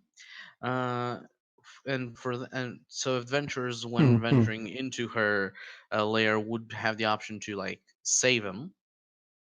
And upon doing so, she would also need to be slain, as she would revert to her evil state, just allowing the centaurs to run rampant and cause all manner of nonsense. And so when she was finally in, so she eventually got put down by adventurers, a large group of 5 hardy, strong individuals, or a high level guy with a gun and possibly a dog, because she is one of the things you farm for gold, which is kind of sad. But lore wise and not simply gameplay wise, she is one of the stronger earth elementals, as mentioned previously, able to cause earthquakes, cave-ins, and other natural disasters and calamities. Okay. And that's Have you basically it. encountered her in the game yet? Yes, I am in fact wearing the ring that she drops level 1. Okay. So was that doesn't seem like something you could defeat yourself. That was probably a group Yes, fighter, right? I was in a group with 5 people. Okay. What level is she? She is level 50, I believe. And you need to be levels 45 to 52, 54 to access the dungeon is where she resides. What level are you, Chris? I'm currently max level 60, and I'm also leveling up a warrior who recently turned 17. Congratulations on that. How long have you been working on those two? I've been playing on and off for 4, maybe 5 months. That's I'm pretty not quick. a very hardcore player because there were people that reached level 60 in a couple of weeks. But I like to take it slow. I don't use any add-ons in my game that would make it easier or more clear to get Good. through things. I just like to quest, go around, and enjoy the scenery, so to say. Alrighty. Just made that face because of new MMOs. But I don't think a This lot is an of. MMO from 2004, and it's better than practically every other one that's currently out there. Hey, Mm, don't knock RuneScape. that's hard. Yeah. I Well, will. never been a big fan of WoW, and I've already shared my opinions on that. Just the fact that Chris isn't a heavy player and he's at level. I don't remember how many levels there are, but I'm pretty sure 70 is high, and him not being hardcore or using things to get up. In the classic version of World of Warcraft, which is what I'm playing, Mm, the max level is 60, and since cool. then they have been increasing the level cap with 10 Gotcha. levels for every expansion. So in Burning Crusade you're 70, in Wrath of the Lich King you are 80, Then in Cataclysm you reach 90, Mists of Pandaria you hit 100, Warlords of Draenor you're 110, and then it was Legion you're 120. Now in Battle for Azeroth I think you still cap at 120 or maybe 130, and in the upcoming Okay, okay. expansion Shadowlands they are actually Enough, wow. returning things more to classic, since more people like classic than the current retail version of WoW. Don't blame him. So the max cap will once again be 60, and they're doing stuff to unprune the classes. Okay. So I do commend Chris on playing the original. Cool. But it just goes to show how even the original was pretty quick to level. But him comparing Oh, it's to not and saying quick. it's better than any of the ones out there today, I don't know if I Yes, can argue with and that. it's I don't not know. It's not quick to level, actually. It depends. If you can like play for 12 hours a day and just grind dungeons Yeah, on constantly, that's how you level fast. But if you just quest, go around, enjoy the scenery like I'm doing, it takes a bit longer to do. sure. And of course, there's guides for speed leveling without Exactly. just grinding dungeons Yeah, maybe I'm constantly. being a but little that has to work. harsh because of the trends that WoW has created and how it, in a way, this is old school talk, destroyed MMOs from then on. But that said, I mean, it is an older game. There's a lot of information about it, a lot of tips and guides where you should go to level faster. So I think WoW is fine. It's balanced. The newer stuff, the expansions, like you said, has reason why people don't like it as much. There are a couple cool ones coming up. I mean, I've been obviously supporting Pantheon a lot. That's a crowd-funded, supported, has a wonderful community. I've been supporting it, watching info on it for years. But there's also, there's also Ashes of something that was a crowd-funded Ashes one. of Creation, yes, that is also one that's starting. When And when I is am that coming out? looking. No And- clue.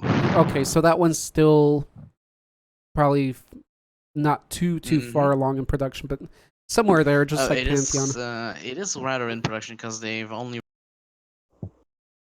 They've stage. only- It's still moving on to. It's not going to beta anytime soon, but yeah, what I've seen from Ashes of Creation, I am very much so impressed by what they are putting up. Okay, So I am looking. I have pledged $150. cool. Whilst that was way back in 2017, while the game was on Kickstarter, Right. and I worked in the United States during the summer, so I have backed it severely because Cool. I want that little dragon pet, and so I'm very invested in how it develops. I'll be honest. I wouldn't say they're competing. I'm saying if they're both doing the right thing, then more power to each. I have heard of that one. I've seen people supporting that one. I just haven't seen much on it. I haven't looked into it much. I just recently really found out it was kickstarted. I knew about it prior. Yeah, and so was Pantheon. Pantheon I've just been more knowing of, and I know that they're trying to go with the original MMO style of like EverQuest, but moving it forward, not quite that level of brutality as EverQuest was, but more geared toward that kind of gaming. I'm not sure, Ashes. I need to rewatch and do some research, and I probably will when they get closer to launching. In which case, in the end, I guess the summary of that is they're not going to launch for a while. But one that is going to launch soon, actually at the end of this year, is the one by Amazon. And we all know Amazon has huge financial backing, so it could make it great or it could make it crap, like I found out that Elder Scrolls Online was, and it broke my heart. I played alpha It or just works. beta. I think I played alpha. Yeah, alpha. One of the alphas of the New World by Amazon, the MMO. I liked it. Because I'm not a big crafter, but in that, like, you naturally just craft in it, and I found it really fun. I do like the landscaping, the whole lore of it. So we'll see. I'm just not that nuts about it because I prefer to support those smaller creators such as Ashes or from Pantheon. And Pantheon I love because the community is very strong about it. Right now they're doing a monthly video sharing with people what they've been doing. They've come a long way. They've been working a long time. They probably still will, but they're a passionate group of people, which I'm sure Ashes is as well. And yeah, I'm all for those too. Amazon, we'll see. We'll see. If you get in and you can buy a character that's level 50, then, crap on it. That's lame. You That's see, that's very one of the lame. reasons I don't like retail, and many people you have so much richness in the world that you can explore, and instead you just skip everything by buying a character boost for like No, it's stupid. 10 levels into the max. It's mega stupid, in It's my very. opinion. So But yeah, in terms of MMOs that I used to be interested in, I did before World of Warcraft, I played Lineage 2, and I have to say that's one of the MMOs that I like more than World of Warcraft.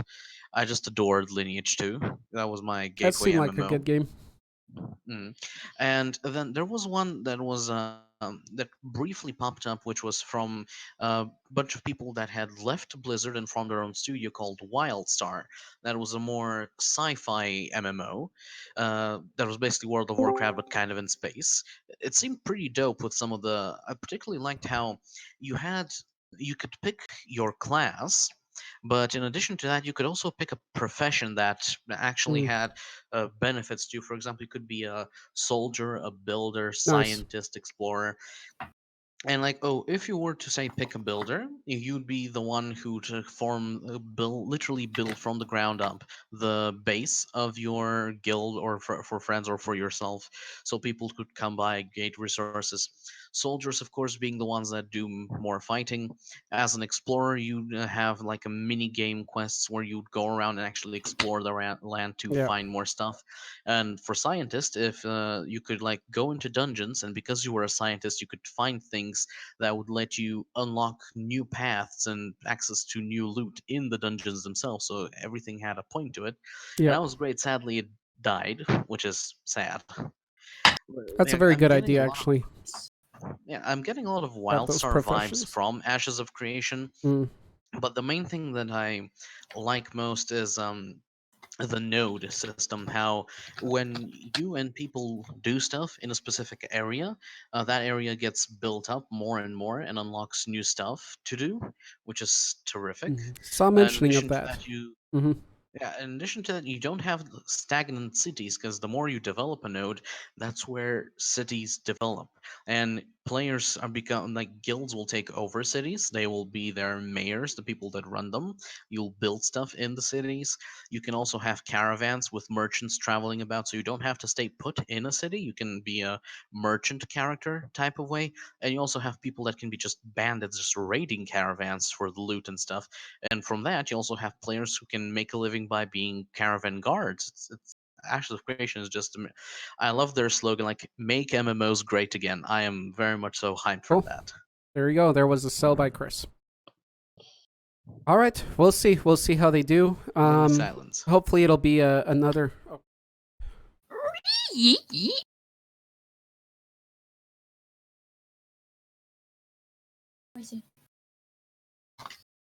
And as I was saying, there was your sell by Chris. So hopefully the era of quality MMOs will come back. At least it seems those two will bring it. One and they have something each maybe different to offer, but equally as good. That's what I'm hoping for. That's what I'm seeing so far. In the end, it's down to what direction or branch of gaming you were in and what's going to be more nostalgic and just drawn to what you like in gaming. So we'll see how those two pan out, Ashes of Creation and Pantheon.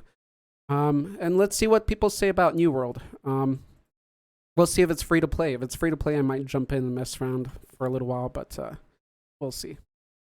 Okay, let's move on. That was a bit too much of a distraction. Let's move along. The last person to go was Chris. So, Chris, choose the next person. The people to choose from are Bog.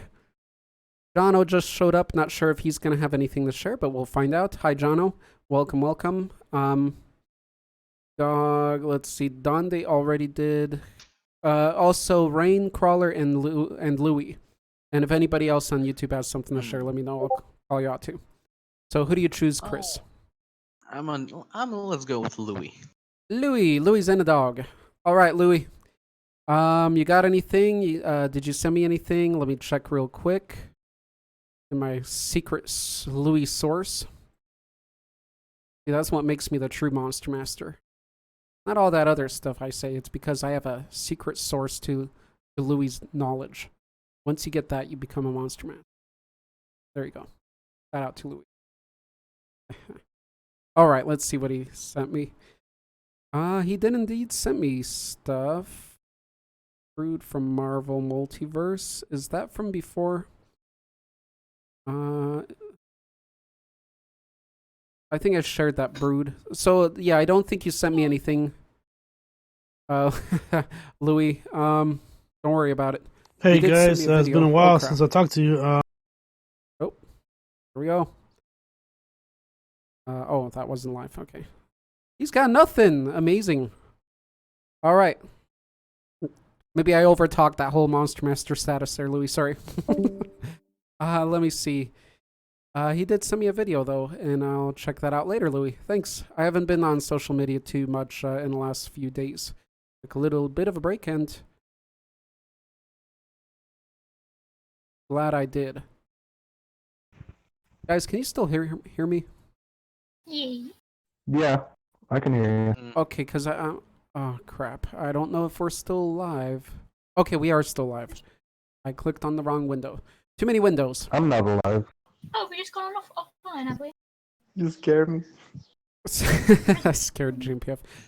Okay, so Louis got nothing. You got nothing, Louis. That's the first time. That's Nothing. you've got about 100 times more that you can say nothing, and after that you'll start getting in trouble because you've been sharing every time since. So there's a lot of leniency around you, Louis. You're not losing any fingers, not for a long time. But Chris, who may lose a finger? Let's see. Tell us, Chris, who else? Louis said he doesn't have anything, so I know Raincrawler No. does, Bog does, and Jono doesn't. Let's go with so Bog. The classic Bog. Boggo. Oh boy. There we go. Now, do I have a tale of monsters immemorial to regale you with? So, this monster is, it's from D&D. All And I right. particularly, I'll tell you what they are. So you know how there's several monsters that can turn folk to stone and items that can turn people to stone and stuff like that? Well, what do you do with those statues? Well, some people use a foul alchemical ritual on them that requires a mixture of basilisk blood and the ashes from the burned feathers of a cockatrice. I'm just going to read you from the D&D Monster Stat Block's little bit of flavor text from here. Which awakens a dim echo of the petrified victim's spirit, animating the statue and turning it into a useful guardian. The stone-cursed possess a malevolent drive to slay the living, yet they are utterly loyal to whoever performed the ritual to animate them, and they obey that being's orders to the best of their ability. In combat, their stony claws that drip with thick gray sludge emerges from the stone-cursed fingers. This alchemical sludge transforms those slashed by their claws into statues. Now, Bog, what are you talking about again? If you can give me the name so I can look up Stone-cursed. some images. no, it's not a golem, but it's stone-cursed. That's what Stone they call it. Cursed. Okay, I'll search that out. Go on, Boggo. So, they have larger than average human length, and since they're Ooh. like a malevolent statue that can move, most of their other stats aren't that great, besides their constitution, meaning they're hard to kill. Yay. Very cool. If they stand still, they look indistinguishable from normal statues, which means some creature like a Medusa or a beholder might just have them waiting amongst normal statues to ambush you. Or all of those statues of their prior victims may have been turned into stone curse. And I particularly, just as a dungeon master, enjoy pairing them up with beholders because beholders already have traps that involve statues, and I just thought, well, they have traps where they just drop a bunch of statues of prior victims on you. Why not make those into stone cursed? So after they drop on you, if you survive that, they can claw you and turn you into another statue.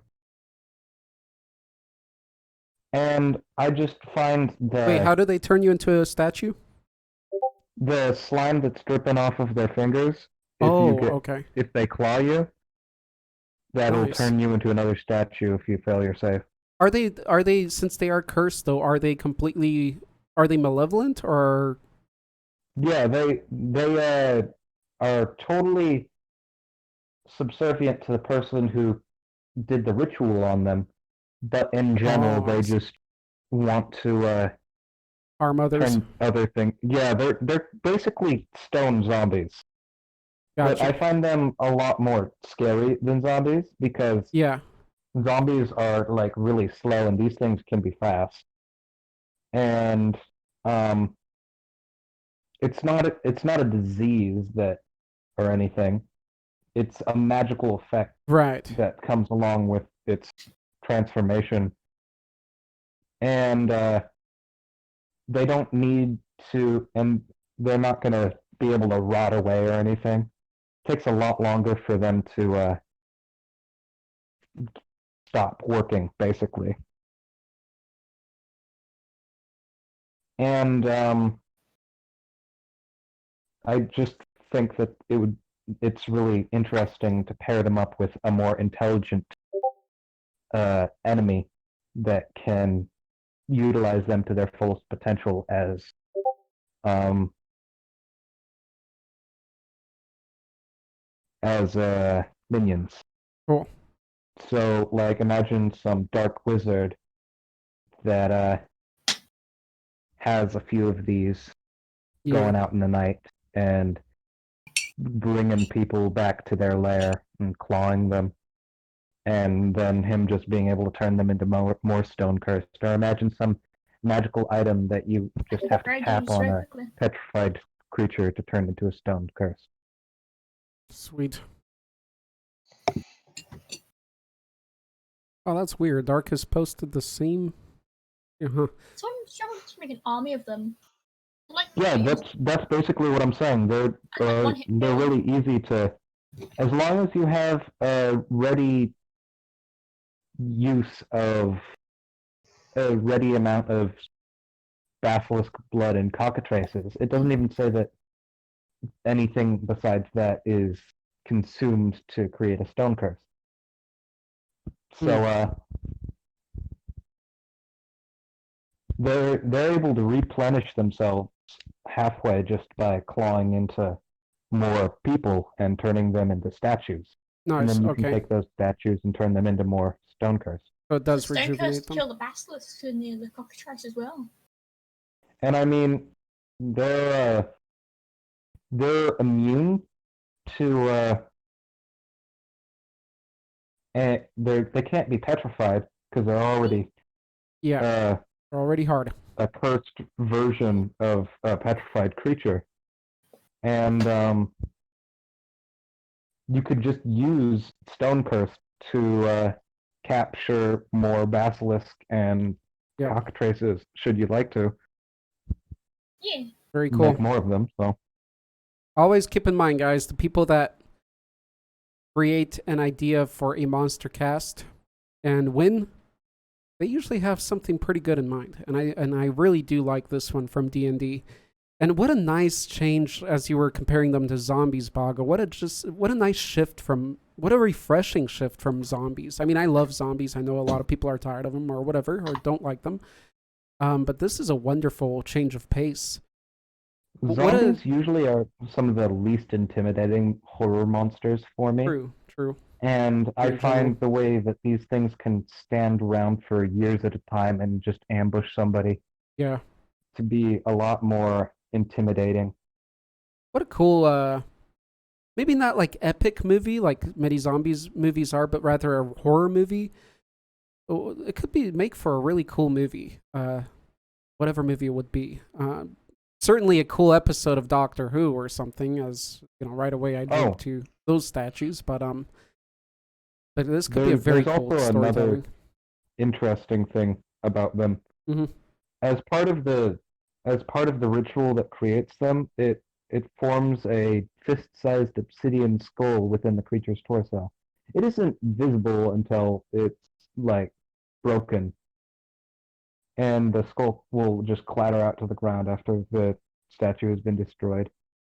It's basically where the energy from the alchemy used to transform it has coalesced, and it has some amount of the original victim's memories within it, and somebody who is decently intelligent or knows much about the arcanum can actually ask it a question and get a memory in response, and then the item becomes useless for that use ever again. But I'm sure there's other interesting things that you could do with such a item.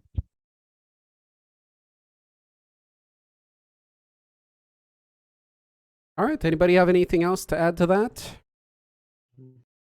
Oh, it's still pretty awesome. I like it. Hey, Another interesting creature. And also, I just haven't Ladies and seen gentlemen. much of them in D&D games, so I'm actually planning. I help out as a side DM in a game. I get to run some side adventures for the players. Cool. And I'm planning on using some of these against them. Right on. Good choice. Good choice.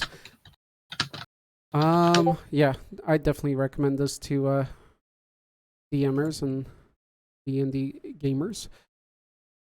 All right. Who else do we have? I think we have one person left that hasn't gone yet, and that would be Raincrawler. I'll be back. I need to make my lunch. Okay. I've been neglecting that, and it's 3 in the Are you afternoon leaving, now. or are you going to be about? He's leaving. Okay. Over on YouTube, we have Dominic, or Dominique. Not sure if I've seen this person before, but wonderful. Happy that you have joined us.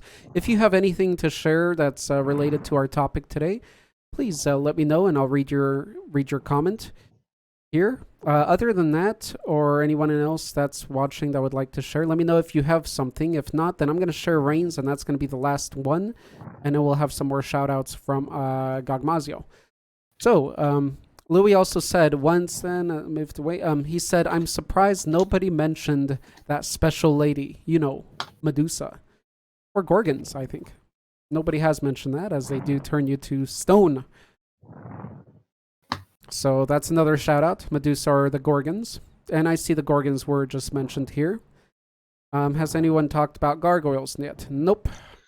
They have talked about them about being talked about. They've been mentioned a couple times, I think, over on YouTube, but nobody's brought the gargoyles up. Although gargoyles have been, at least the TV show Gargoyles has been brought up a few times already in Monstercasts. Does this monster only exist in D&D? Yes, that cursed one does. That was from D&D's lore. So, with that said, I'm going to jump to Raincrawler here. Let's see. He sent me something in private. Not private anymore. Send me some images. Let me copy over the text. Let me copy everything over so you guys can see on Discord. Make it fair for everyone. Equal rights. Got the Discord people and the YouTube people. Sometimes one has it better than the other. Seems to switch back and forth with what they see. At least the YouTube people see the sneaky side things I do, like searching on the internet for images. Discord people don't. Unless you're one of those crazy ones that's in both places at the same time. I'm just keeping you guys busy with words because I'm getting these images in. What's that, Donde? Donde says... I am watching both the stream and on Discord. He's one of those crazy ones. Well, Dande does have more than one personality, or more than one form, that is, so I'm not surprised at all, Dande. My reply to you on that is this. There you have it. So, this post is from Raincrawler. Thanks again, Raincrawler, for participating in that again. Pretty cool looking. Looks like a gargoyle almost. Let's see if it is. This is Cold Stone, a cybernetic gargoyle. All right, I think we're even talking about the series here. Is this from the TV series Gargoyles? So there you have it. Another shout out to that. Okay, let me continue reading. Sorry. Coldstone, a cyborgnetic gargoyle that was betrayed by the humans who shattered him by day in his stone form. He was resurrected by sorcery and technology, but due to fragments of two other gargoyles, one was his mate, female, and the other his evil brother. Due to this, he had mental instability. At the end, he was freed of the other's souls trapped inside him. Okay. So basically, this guy was broken up in his or petrified form by people as he was betrayed by them. Then he put himself, I don't know if himself, but he was resurrected by sorcery and technology. So he's kind of a resurrected gargoyle. Hence, you see the cybernetic or cyborgnetic parting to him. Nice concept art. Very nice. So, can anybody confirm, is this from it does look like it, the animation style. Chris would know, since you're a fan. Yes, this is indeed exactly the same animation style show. But I don't know remember this particular character from the show. Nice. If it is, then you get extra points for that, Raincrawler. So I'm going to search it off real quick to see where he is from. If he is from Gargoyles and Chris didn't know, you get extra points. Let's see, Coldstone fandom. The animation style does look very akin to it. It looks like Manhattan. Where is he from? It is from Gargoyles. It is. Yes. Have to look at that background. So you get extra points, Raycrawler. You found something of a lore Chris liked but didn't know about. So, awesome. That's what we strive for in these Monstercasts. Not only against Chris's knowledge, but everybody else's too. That's pretty cool. He has a gun on himself. Okay, very specific. Raincrawler said humans and gargoyles made a pact, so the human protected the gargoyles at day light, but at night the gargoyles keep the castle safe. Oh, okay. That makes more sense to me now, as I'm not a huge fan. I mean, I'm just not a fan. I'm not saying that with that tone. Protected. So, okay, so why did the humans betray him? Humans are supposed to protect the gargoyles. Was there something evil about this one? He does have an evil brother, so could be. Cyborg gargoyle, neat find. Agreed, Donde. It is a good find. Obscure for sure. Louis says, I love that series. Yeah, I always hear good things about the series, Louis. Nothing but good in these Monstercasts. Coldstone is part of the Gargoyle series. Okay, and Louis did confirm that. Sorry, Louis, I didn't see that in time. Yeah, Louis, amazing. Okay. That said, Gogmazio, you can do your shout-outs for the other monsters you wanted to mention, and then we'll move on to our next discussion. It was definitely enjoyable to do, and I apologize for being late. No worries. Gogmazio had a question. Maybe you guys can answer from that lore. Are gargoyles made, or are they evolved from something like real animals? Do you know, as far as the TV show goes? Does anybody know? I don't remember. I remember used to seeing this show, but I don't remember it. or to rephrase it, are they a natural, just a species of beings, or were they cursed or created by someone? Say they're created by something. You think so? Seeing they're made of stone. Right. It seems like a sort of curse somebody would have made maybe hundreds of years ago or something.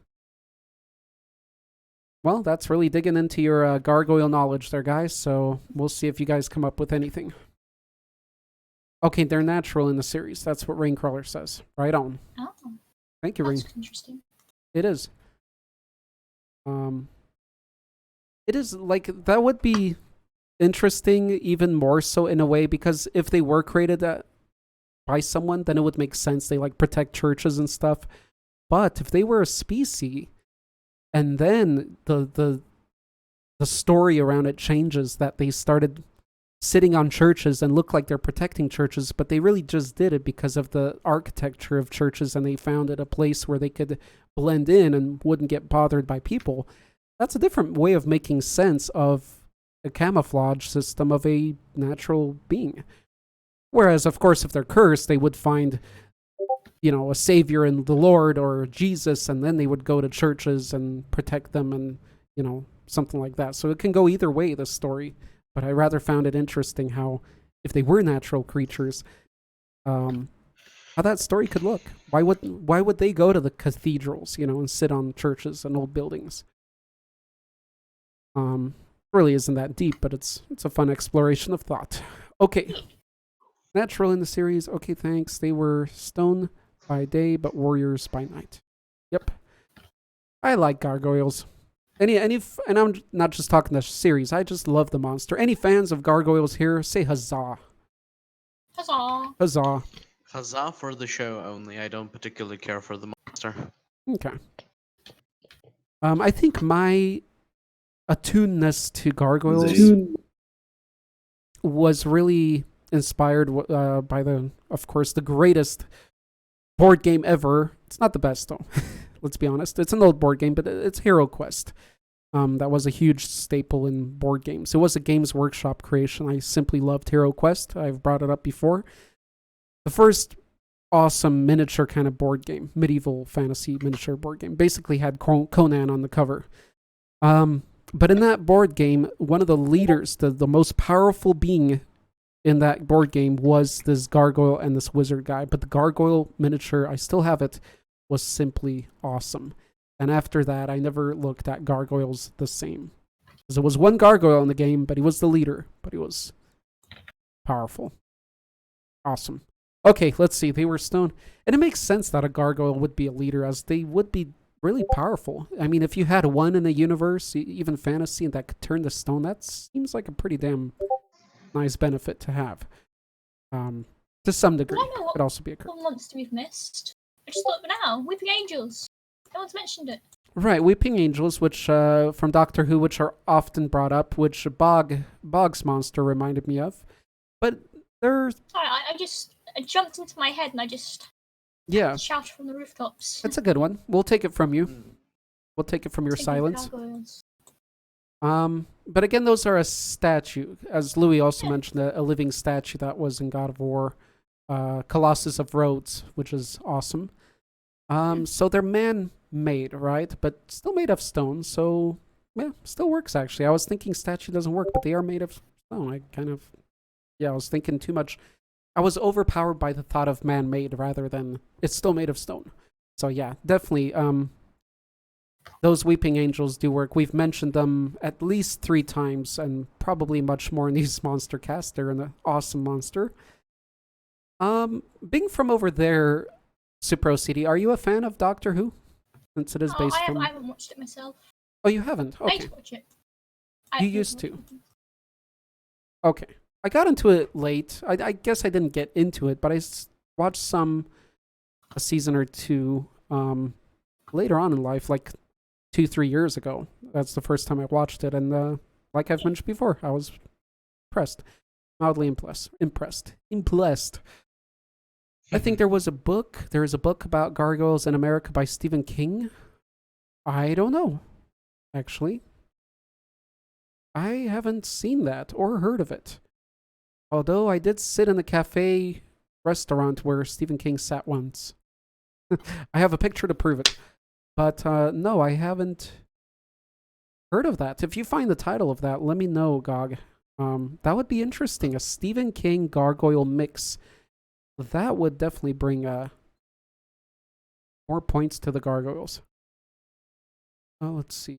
Aside, Dominic on YouTube says, aside from the series being they are called grotesque, if not from water spouts. Found that out recently. Wait, what are you talking about? Aside from the series, they are called grotesques, if not from water spout. Sleep in the night, they turn to stone because of the curse. So there is a curse.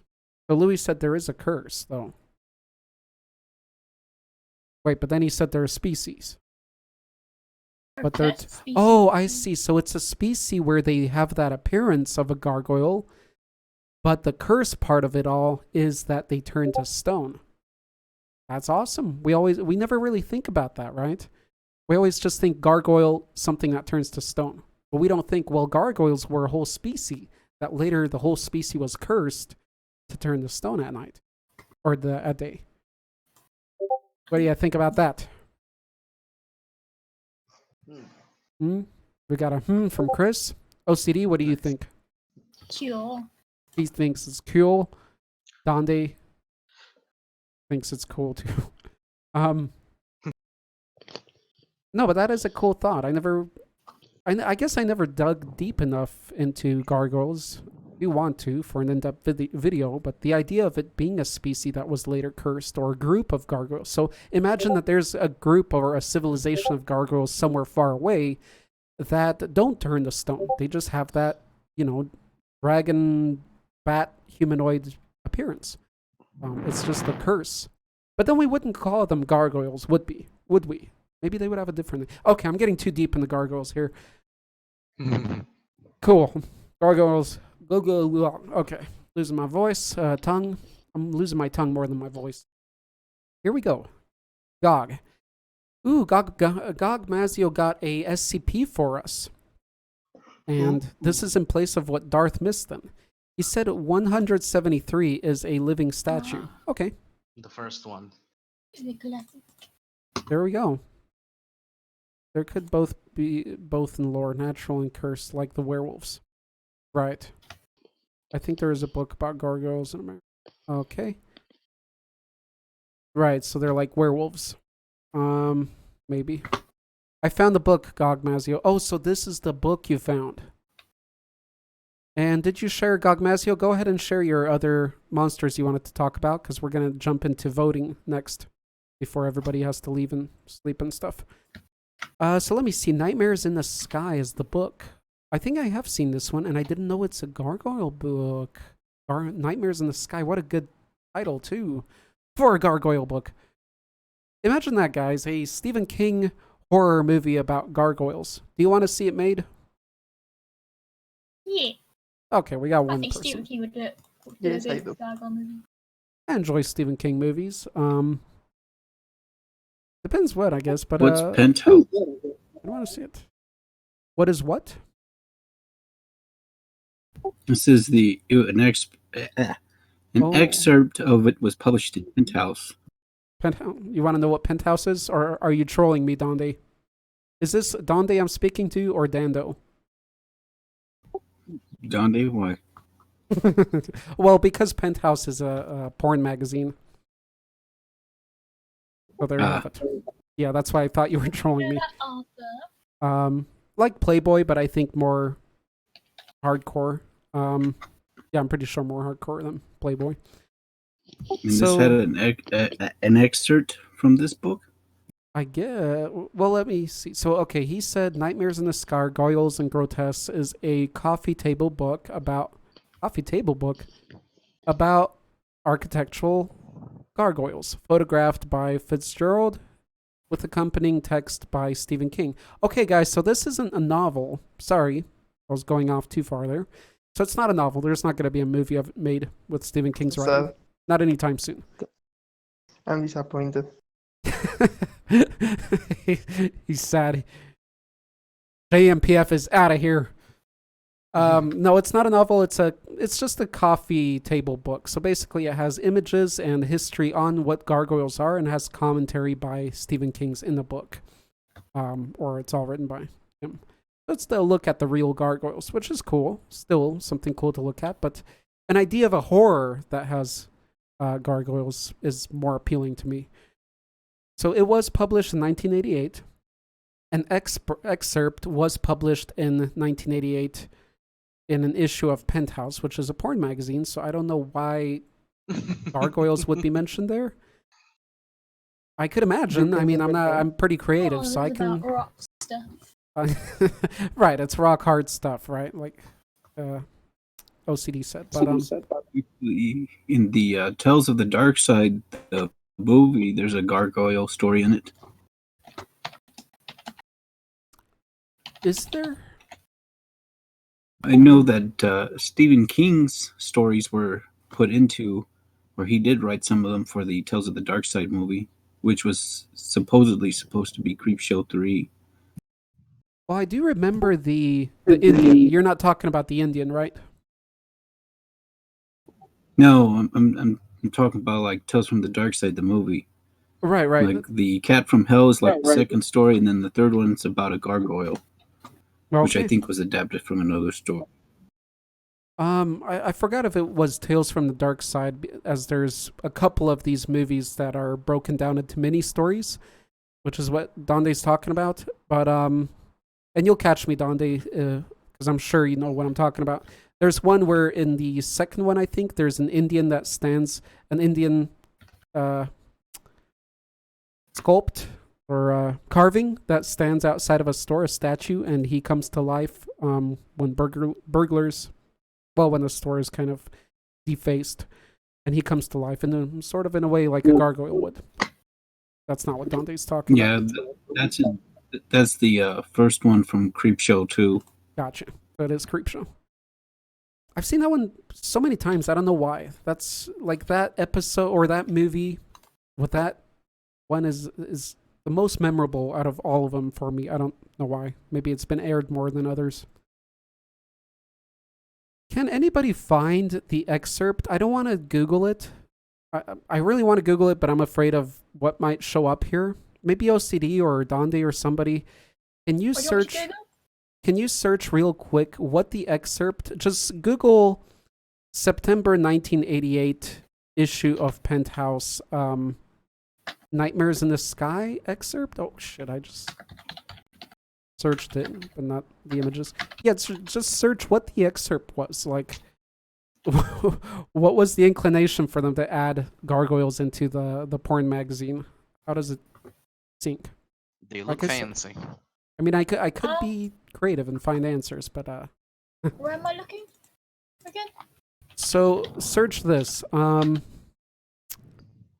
Nightmares in the Sky. Penthouse 1988. I think that's an image from eBay. Issue. Is this from the book though, or is trying this to sell it for $20? I think that's from the magazine. Okay. It's an image that popped up from eBay. Okay. I'm not sure where I could find. So it looks like just a little ad, like an article ad, just basically an ad for the book, maybe, which isn't that shocking. Although I'd expect something like that more in Playboy, as you guys probably heard the saying of guys saying, "I just buy Playboy for the articles," you know, which is a troll, or a joke. But Playboy really isn't that hardcore. You get nudity, but you don't get really hardcore nudity. So I'm saying it's more likely that you'll see something like this in a Playboy than a Penthouse. It's really interesting where our discussions go in these MCs. So anyway, this fitting alongside Super OCD's original discussion of what Stone or Monsters he was thinking of. What if the basically gargoyles are creatures that can't handle being turned on? So if they see something that turns them on, they just turn to stone. And then they leak. Okay. Hold on, a lot of noise outside. People yelling or something. Yeah. But when I was reading through the Stephen King shorts, I think like a Night Shift, I always see where he would publish them. Mm-hmm. And I would always see Penthouse, and I would think it was like some sort of upscale type of magazine or something. Oh, really? Okay. Yeah, so I guess back maybe in the 80s, Penthouse had more of an intellectual side to it, where they didn't just have that, but also other ads and articles that were just, geared, of course, toward men.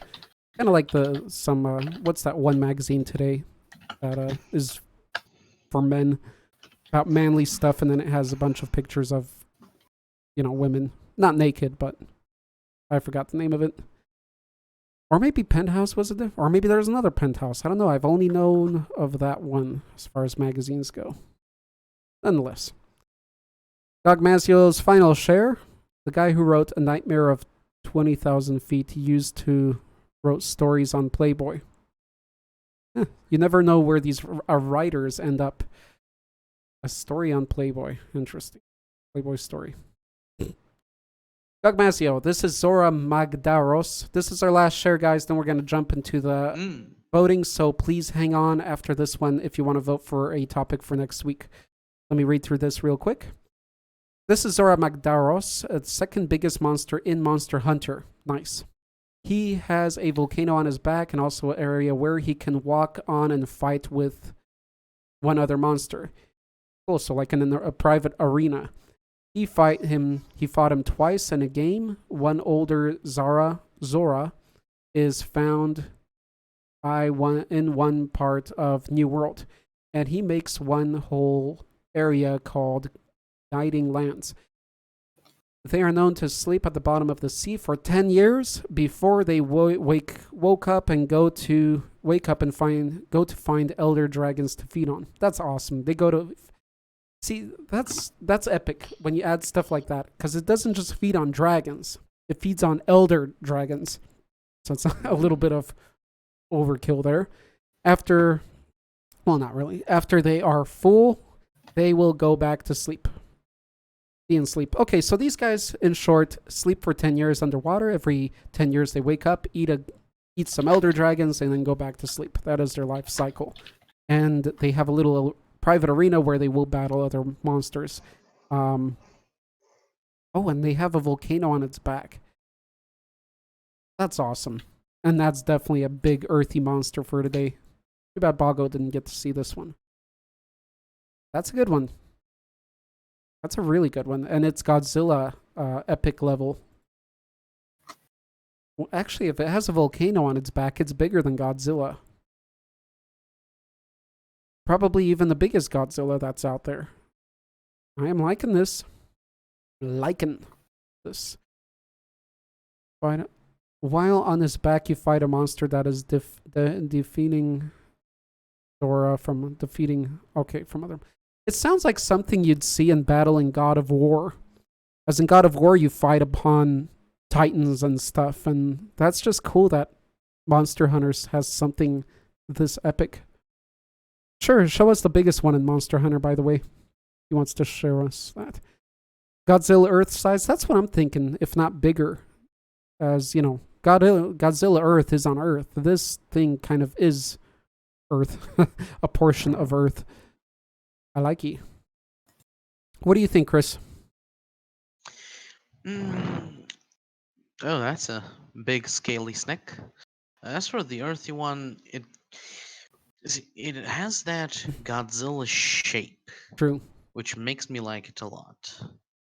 But the pictures are not particularly good quality, so I'm not fully sold on it. Mm-hmm. I'm looking for more. Something better here.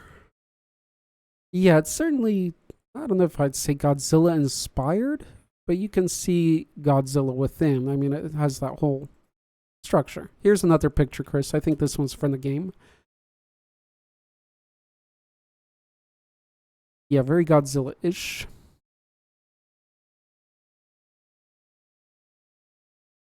That kind of alligator snapping turtle kind of face. Contrary to what I normally prefer, I Damn. don't like the beard. You don't like what? I don't like the beard. You don't like the beard. I kind of like the beard. It has this cavey, earthy tone to it. What do you guys think? Be right back, she says. She's freaking out. It reminds me of those alligator snapping turtles almost. Yeah. Yep. That's what I just said too. Is it has that kind of face. You notice a lot of such creations, you'll see a lot of inspiration from the alligator snapping turtle. It is an awesome animal, after all. Very monstrous. So the snake is the biggest one in the game. Okay, makes sense. So maybe the game is a little bit like Viking mythology. With the Jormungandr. Jormungandr. The earth snake. Let's see. Or serpent. Yeah, take a look at the second image I posted. You can kind of see it opening its mouth from the bottom there. Very much like a snapping turtle again. And I could see it act like a snapping turtle. If you guys don't know, alligator and regular snapping turtles have a little tongue. They open their mouth and they look very camouflaged because they look like this. They look kind of messy and earthy. They sit at the bottom underwater and they wiggle this little tongue that looks like a worm. When a fish come to snap at that tongue, he gobbles them up. So I could imagine like this huge titanic creature. Is it a dragon? It's like beyond dragon. Having like a little, like an elephant looking tongue or something like that, or a whale. And when larger creatures such as dragons, like you see in the image, go to attack it, it gobbles them up. And just look at the size of the dragons compared to it. I love it. I think this one, Chris, when we were working on that video for Biggest Dragons, although this isn't from a movie, this guy would be quite the... He'd be in the top 5. He'd be in the top 4 probably, or 3. Most definitely. It is a spectacular specimen. It is. I mean, it feeds on dragons. That's enough of a turn on to turn anybody to stone here. Okay. Those dragons. Yeah. The snake above is Dalamander. Yep. Definitely inspired by Viking lore. As you got Jormungandr, and this one's called Dalamander. So they know what they're doing. Biggest ones could be more than a mile long. I think so. I mean, this, what's it called? Zora looks like he'd be over a mile. So I think those serpents would be several miles. If we'd want to balance that out. Okay. Yeah, I'd say Zora So would what's be at yours least gonna one. be next time if we're all finished? He will eat Godzilla in one bite. Well, he would eat one of the versions of Godzilla in one bite. Maybe the other versions, it would take a couple bites, and another one maybe could even give him a good fight. Just because how overpowered Godzilla can be. Okay, guys, so next topic. Hopefully, Super OCD comes back in time to vote and come up with it. Cool, she's here. Okay. Chomp, chomp. When Louis said chomp, chomp, I just thought of one, so I'm going to say big-mouthed monsters. So monsters that have a disproportionately large mouth. So you can't just talk about big monsters. It has to have a disproportionately large mouth. That'll be my thing for today. It's not a deep one, but I think it'd be fun. Haven't we done this one already? What about demons? Big mouthed? Have we? I don't think so. Does it ring any bells? JMPF, Sounds let us know, JMPF, if we've done any monsters with big mouths or big mouthed monsters. Not that I can remember. Yeah. We have done body part monsters and stuff like that. Okay, Chris, do you have any suggestions? Does anybody... Nice. Good one. That was quick thinking there, Jono. Or not really, because you're always thinking about attacking me. That's a good one. Okay, guys. Always on point. Does anybody have some suggestions? We need at least 3 for the vote. Or I'll just come up with more. I know we had interdimensional. Ooh, monstrous food. or monster food? That's a good one, Gog. That's a fun one. I'll take it. So that's number 2.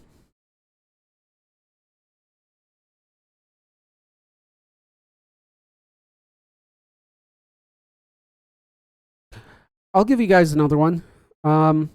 Monsters that could be able to exist within our societies as it is now. Monsters that would be able to coexist with humans in the society. Monster layers is another one. Okay, let's put these down.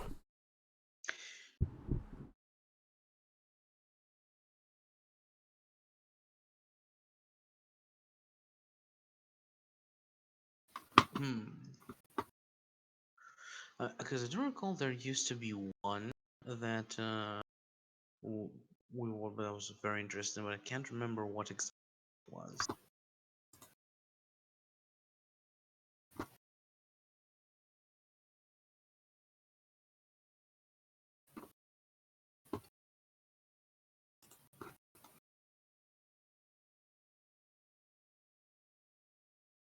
Hello? We already have done dragons and stuff. And so, no, and from these options, I think I'd go with monster food. Nice. Okay, guys, there they are. Monstrous food or monster food.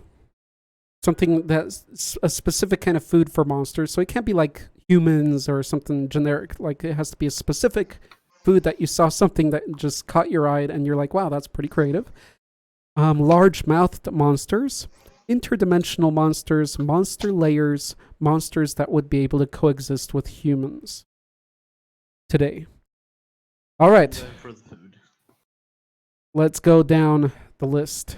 Super OCD, what do you vote for? What's happened? What were all the things again? I wrote them down. Monster layers. Monster layers. Okay. Yeah. Donde? I'll shoot for interdimensional monsters. Interdimensional. Okay. Gogmazio says monstrous food. Okay, so different votes from everyone so far. Oh, we got 2 votes for monstrous food from Giano. GMPF goes interdimensional, so I think that's 1. 2 with Rain. What did Donde say again? Did you say interdimensional, Donde? Yeah, I said interdimensional. Okay, so that's 1, 2, 3 for interdimensional. I'm gonna make it a tie by going with food. So that's 3 for food, 3 for interdimensional. Is it a monster that feeds on certain things or a monster that is the food for another? Well, that's tricky because so many monsters would be the food for another monster. But if it is a monster that is a food, you know, looks like a hamburger, maybe, I don't know. I think it's more... We'll talk about it if it gets chosen, I guess. I think we can be pretty lenient, but maybe also a specific kind of food that would be for a specific type of monster. I think that'd be cool, although hard to find, which is good. Many layered layers. Ooh, nice. JMPF basically said interdimensional because it's many layered layers. Maybe food made from monsters. Yeah, that would work too. I think we can talk about that one more to find out the rules. Okay, so 2 for monster layers. I think that's what OCD said. And 3 for interdimensional. Because I am... I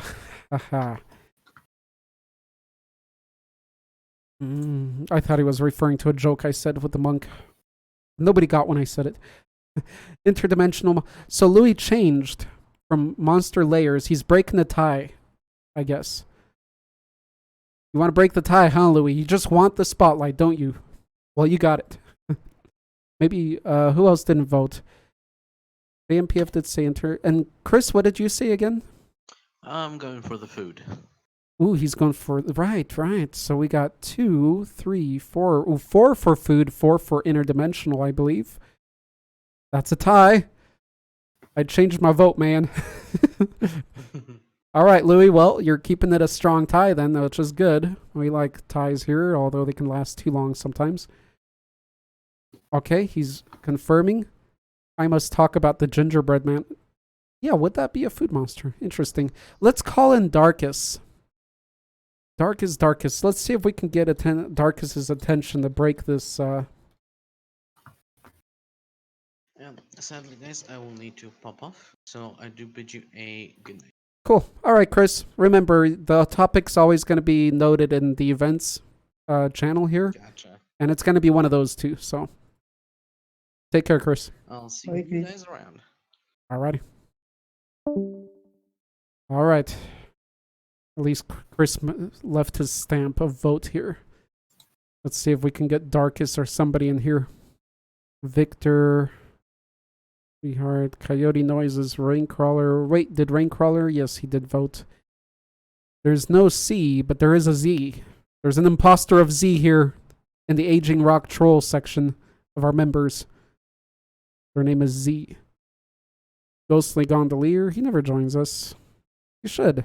Maybe he's watching us. Are you watching us, Ghostly? If you are, make a vote. He does share his YouTube. Cool. We got the attention of Darkus.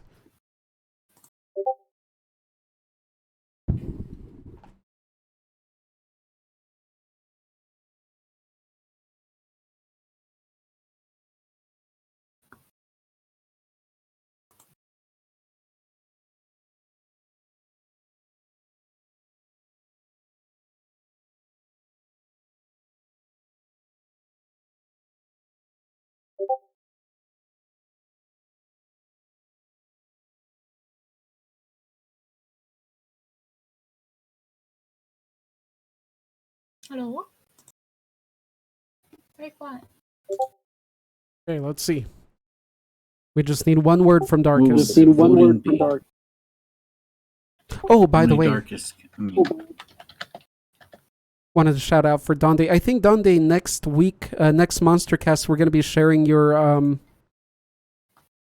the challenge, right? yeah, right before the Monstercast. Cool. Okay, guys. So, Donde's monthly Monster Maker challenge this month was create a chimera of sorts, a hybrid, a mix of 2 monsters or more. The fun thing about it is we're going to try to guess what the 2 creatures are within that amalgamation monster. So that should be a fun one. We're going to talk about that at the beginning of the next Monstercast, but Donde is going to talk about that prior to that, earlier that day, right? Or with Fridays with Pro, maybe. Yeah, Fridays with Pro and earlier. So turn that in by Friday. If you have some monster, it can be a write-up too, or a drawing, or a sketch, or a song.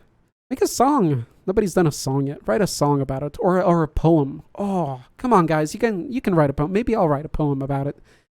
Yeah, I might do that, Donde. So Donde's gonna share it on Friday, and then we're gonna also stream it here. Everybody's creations on the Monstercast.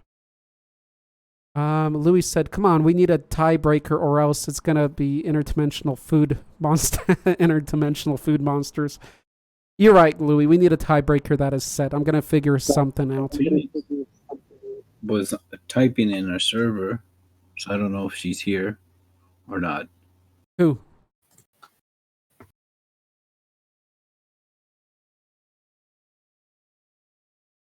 Griffo? Yeah. We may need to do a dice roll.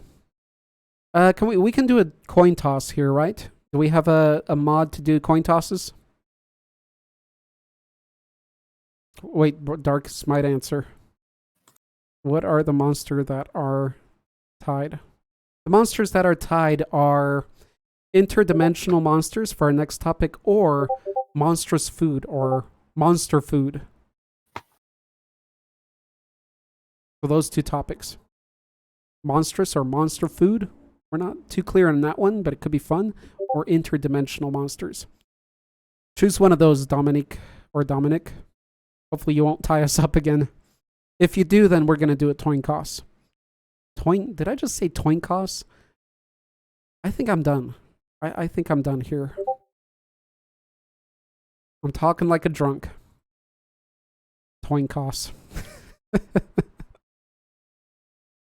Does anybody have a toin to cost? Coin toss is okay. Interdimensional food monsters for big mouth beings in their layers in which they coexist with humans. I'll give you a watermelon even though it's a troll. I liked it. It was in good taste. Well done, Darkus. Even though you can't hear me. Thanks, OCD, for bringing Darkus here so we can have that. Thanks a lot. By the way, thank you for inviting new people here, OCD. Always awesome and welcome. I like sharing friends. Interdimensional food monsters for big mouth beings in their layers in which they coexist. We should try to find one. I think Dominic will break the tie. Sorry, just got back and his spelled wrong.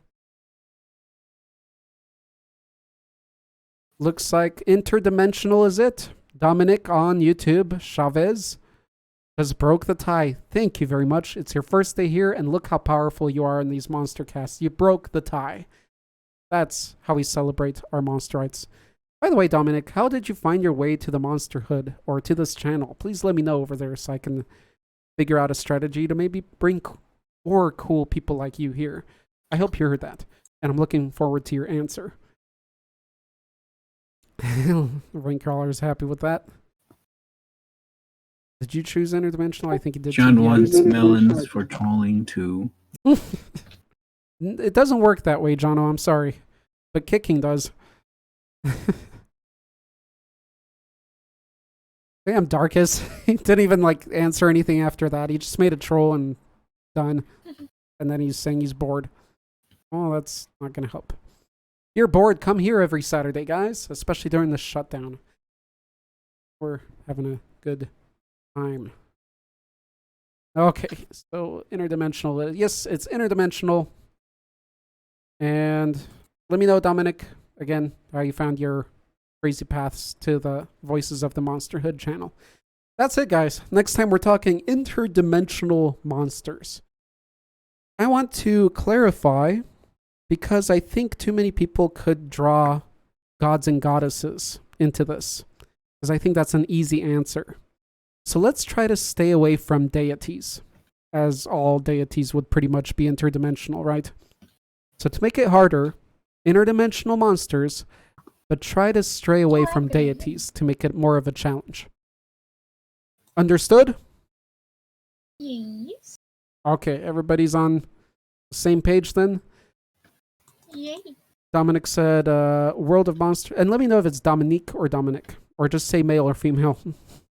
Then I'll choose the right one. World of Monsters. I believe it's Dominic. World of Monsters channel. Been waiting to see Monstercast for a while. Luckily, I made it today. Cool. So you got here from the channel, the official channel, and you finally made it on here. He is a male, so it is Dominic. All right. Had fun with the stream as every stream. Right on, Louis. Thanks for participating. I almost said thanks for. Actually, you did share one. You shared two. You made the honorable mentions. Okay, here we go. It is still good, so no gods. Yep. Try to keep away from gods and goddesses. Travel to Narnia and bring anyone who lets you do it. Travel to Narnia and bring in anyone else. There's so many lores like that where there's a whole other world that exists. Or Among Us or something. Okay. Thank you, everybody, for making this another very fun Saturday in Monstercast. Had a wonderful time chatting with you. The final people that made it through the end, that are still here breathing monstrous toxic air, are Super OCD, Donde, Gagmazio, John, who came in later, and JMPF. Louis, and Dominic, and Raincrawler, and I think there was somebody else there. Oh no, that's Gog, that's here. And maybe somebody else I missed. Yeah, thank you guys for being here. I think we'll close it up. Stay tuned for a monstrous furry video coming up on the World of Monsters channel tomorrow morning on Sunday. For you guys, it might be nighttime or morning, something. I don't know. I'm going to upload it morning here, though. So stay tuned for a World of Monsters video. I hope you guys enjoy it. It's going to be very rock-oriented. Let's see if you get what I mean. Oh, guys. One creature nobody mentioned. Louis kind of did. I'm surprised nobody mentioned a rock and roll monster today. Right? Nobody mentioned a rock and roll monster. So, crap, that's not I the think one. we could probably have that as its own topic, because there's a lot of rock horror movie monsters out there. Ooh, Donde's onto something. Hope you enjoy that video tomorrow too, Donde, as it's very rocky-ish. So here is a rock monster for you guys to go to sleep on or finish this Monstercast with, and it is Animal from Jim Henson's Animal, which is a drummer in the band. He is quite the rock star, I'd say. Even if the band doesn't make rock music, he himself is quite the rocker. He is Animal. He plays drums. That's my rock monster, pun monster king for today. There you have it, folks. Animal. Hope to see you again next week. We do hope to see you. Is an original monster okay? I think these streams deserve more views, don't you guys? I mean, I know we started off slow. We started as discussions, but how many podcasts out there have millions of views but have like 3-4 people talking? I mean, we get in like a good amount of people, full ideas. It is monstrous, but of course a lesser public, but I don't know. More, I think. I think these streams, other than, you know, people straying off or getting into other conversations, I think it's a pretty decent little podcast out there. I'd like to professionalize it more, but I do think it's, for free content, it's not, well, on top of that, right, it's not bad. I mean, it's beyond me. That's the nice thing about it, is it has other voices, other ideas. I think it's best monster chat on the planet. There we go. Because I've seen other ones, other monster podcasts. Maybe I've seen other guys that talk about monsters, but it's just the two of them. It's not really a podcast. Whereas I think a podcast is more live and it has a little bit more interaction with the audience, and that's certainly what we have. As anybody can join in still for now, or I don't know when.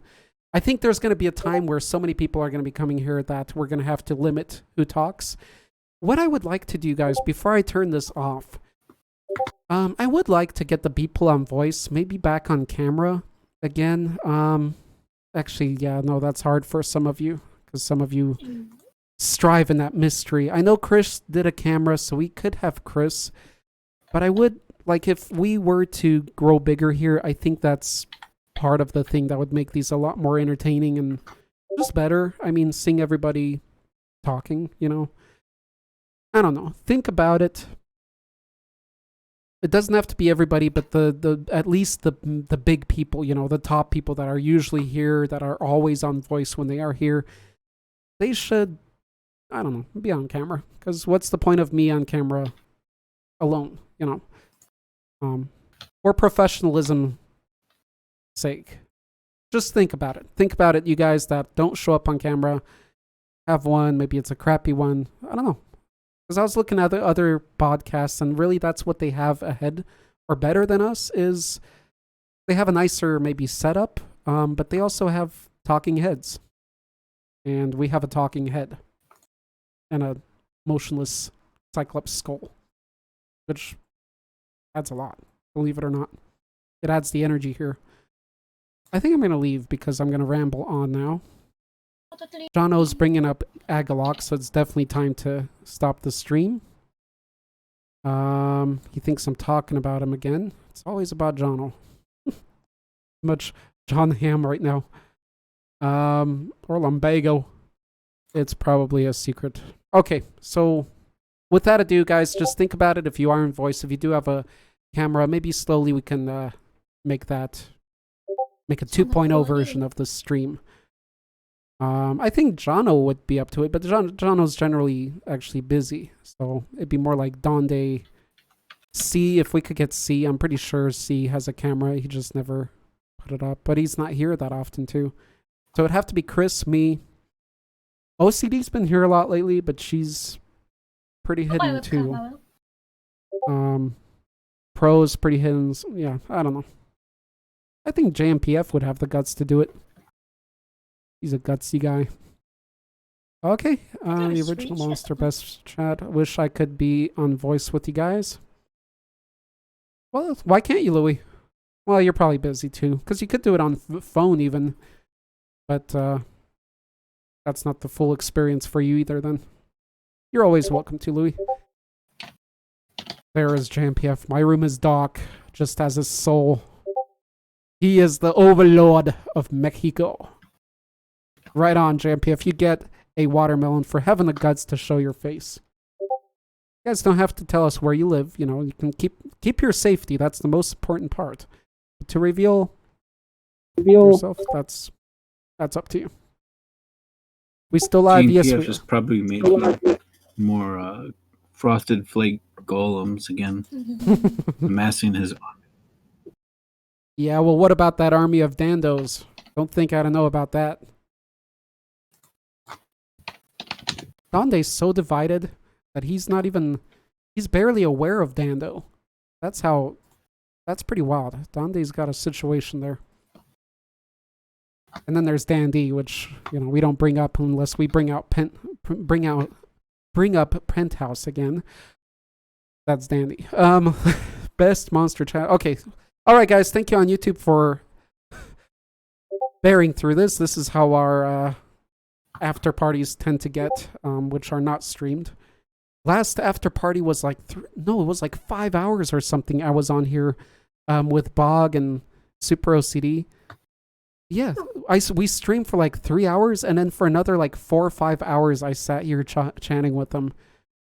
My goodness, I love me Monsterites. I do feed on you after all. Good night, everybody, or good day wherever you are. Go ahead and say your goodbyes, everybody. Thank you once again. I've already listed all your names over and over. You know who you are. Thank you for making this an awesome Saturday once again. Goodbye. Huzzah. Go ahead and say your goodbyes, guys. Have a good one. In the words of Chris and Victor, to not fear the unknown, and then fear the unknown and shoot it with a shotgun. Beware that when fighting Hum, you yourself do not become a Hum. For when you gaze long into the Hum, the Hum gazes also into you. Friedrich W. Nietzsche. Arrivederci. Bye, everyone.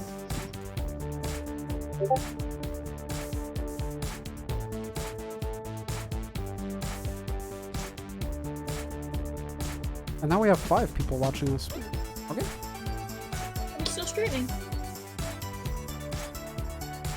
Oh, yeah, still streaming.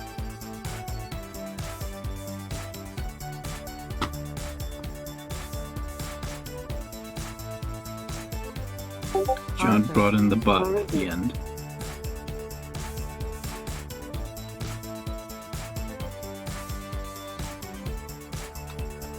Five, How's 4, the back? Forgot to ask. 2, 1. See y'all.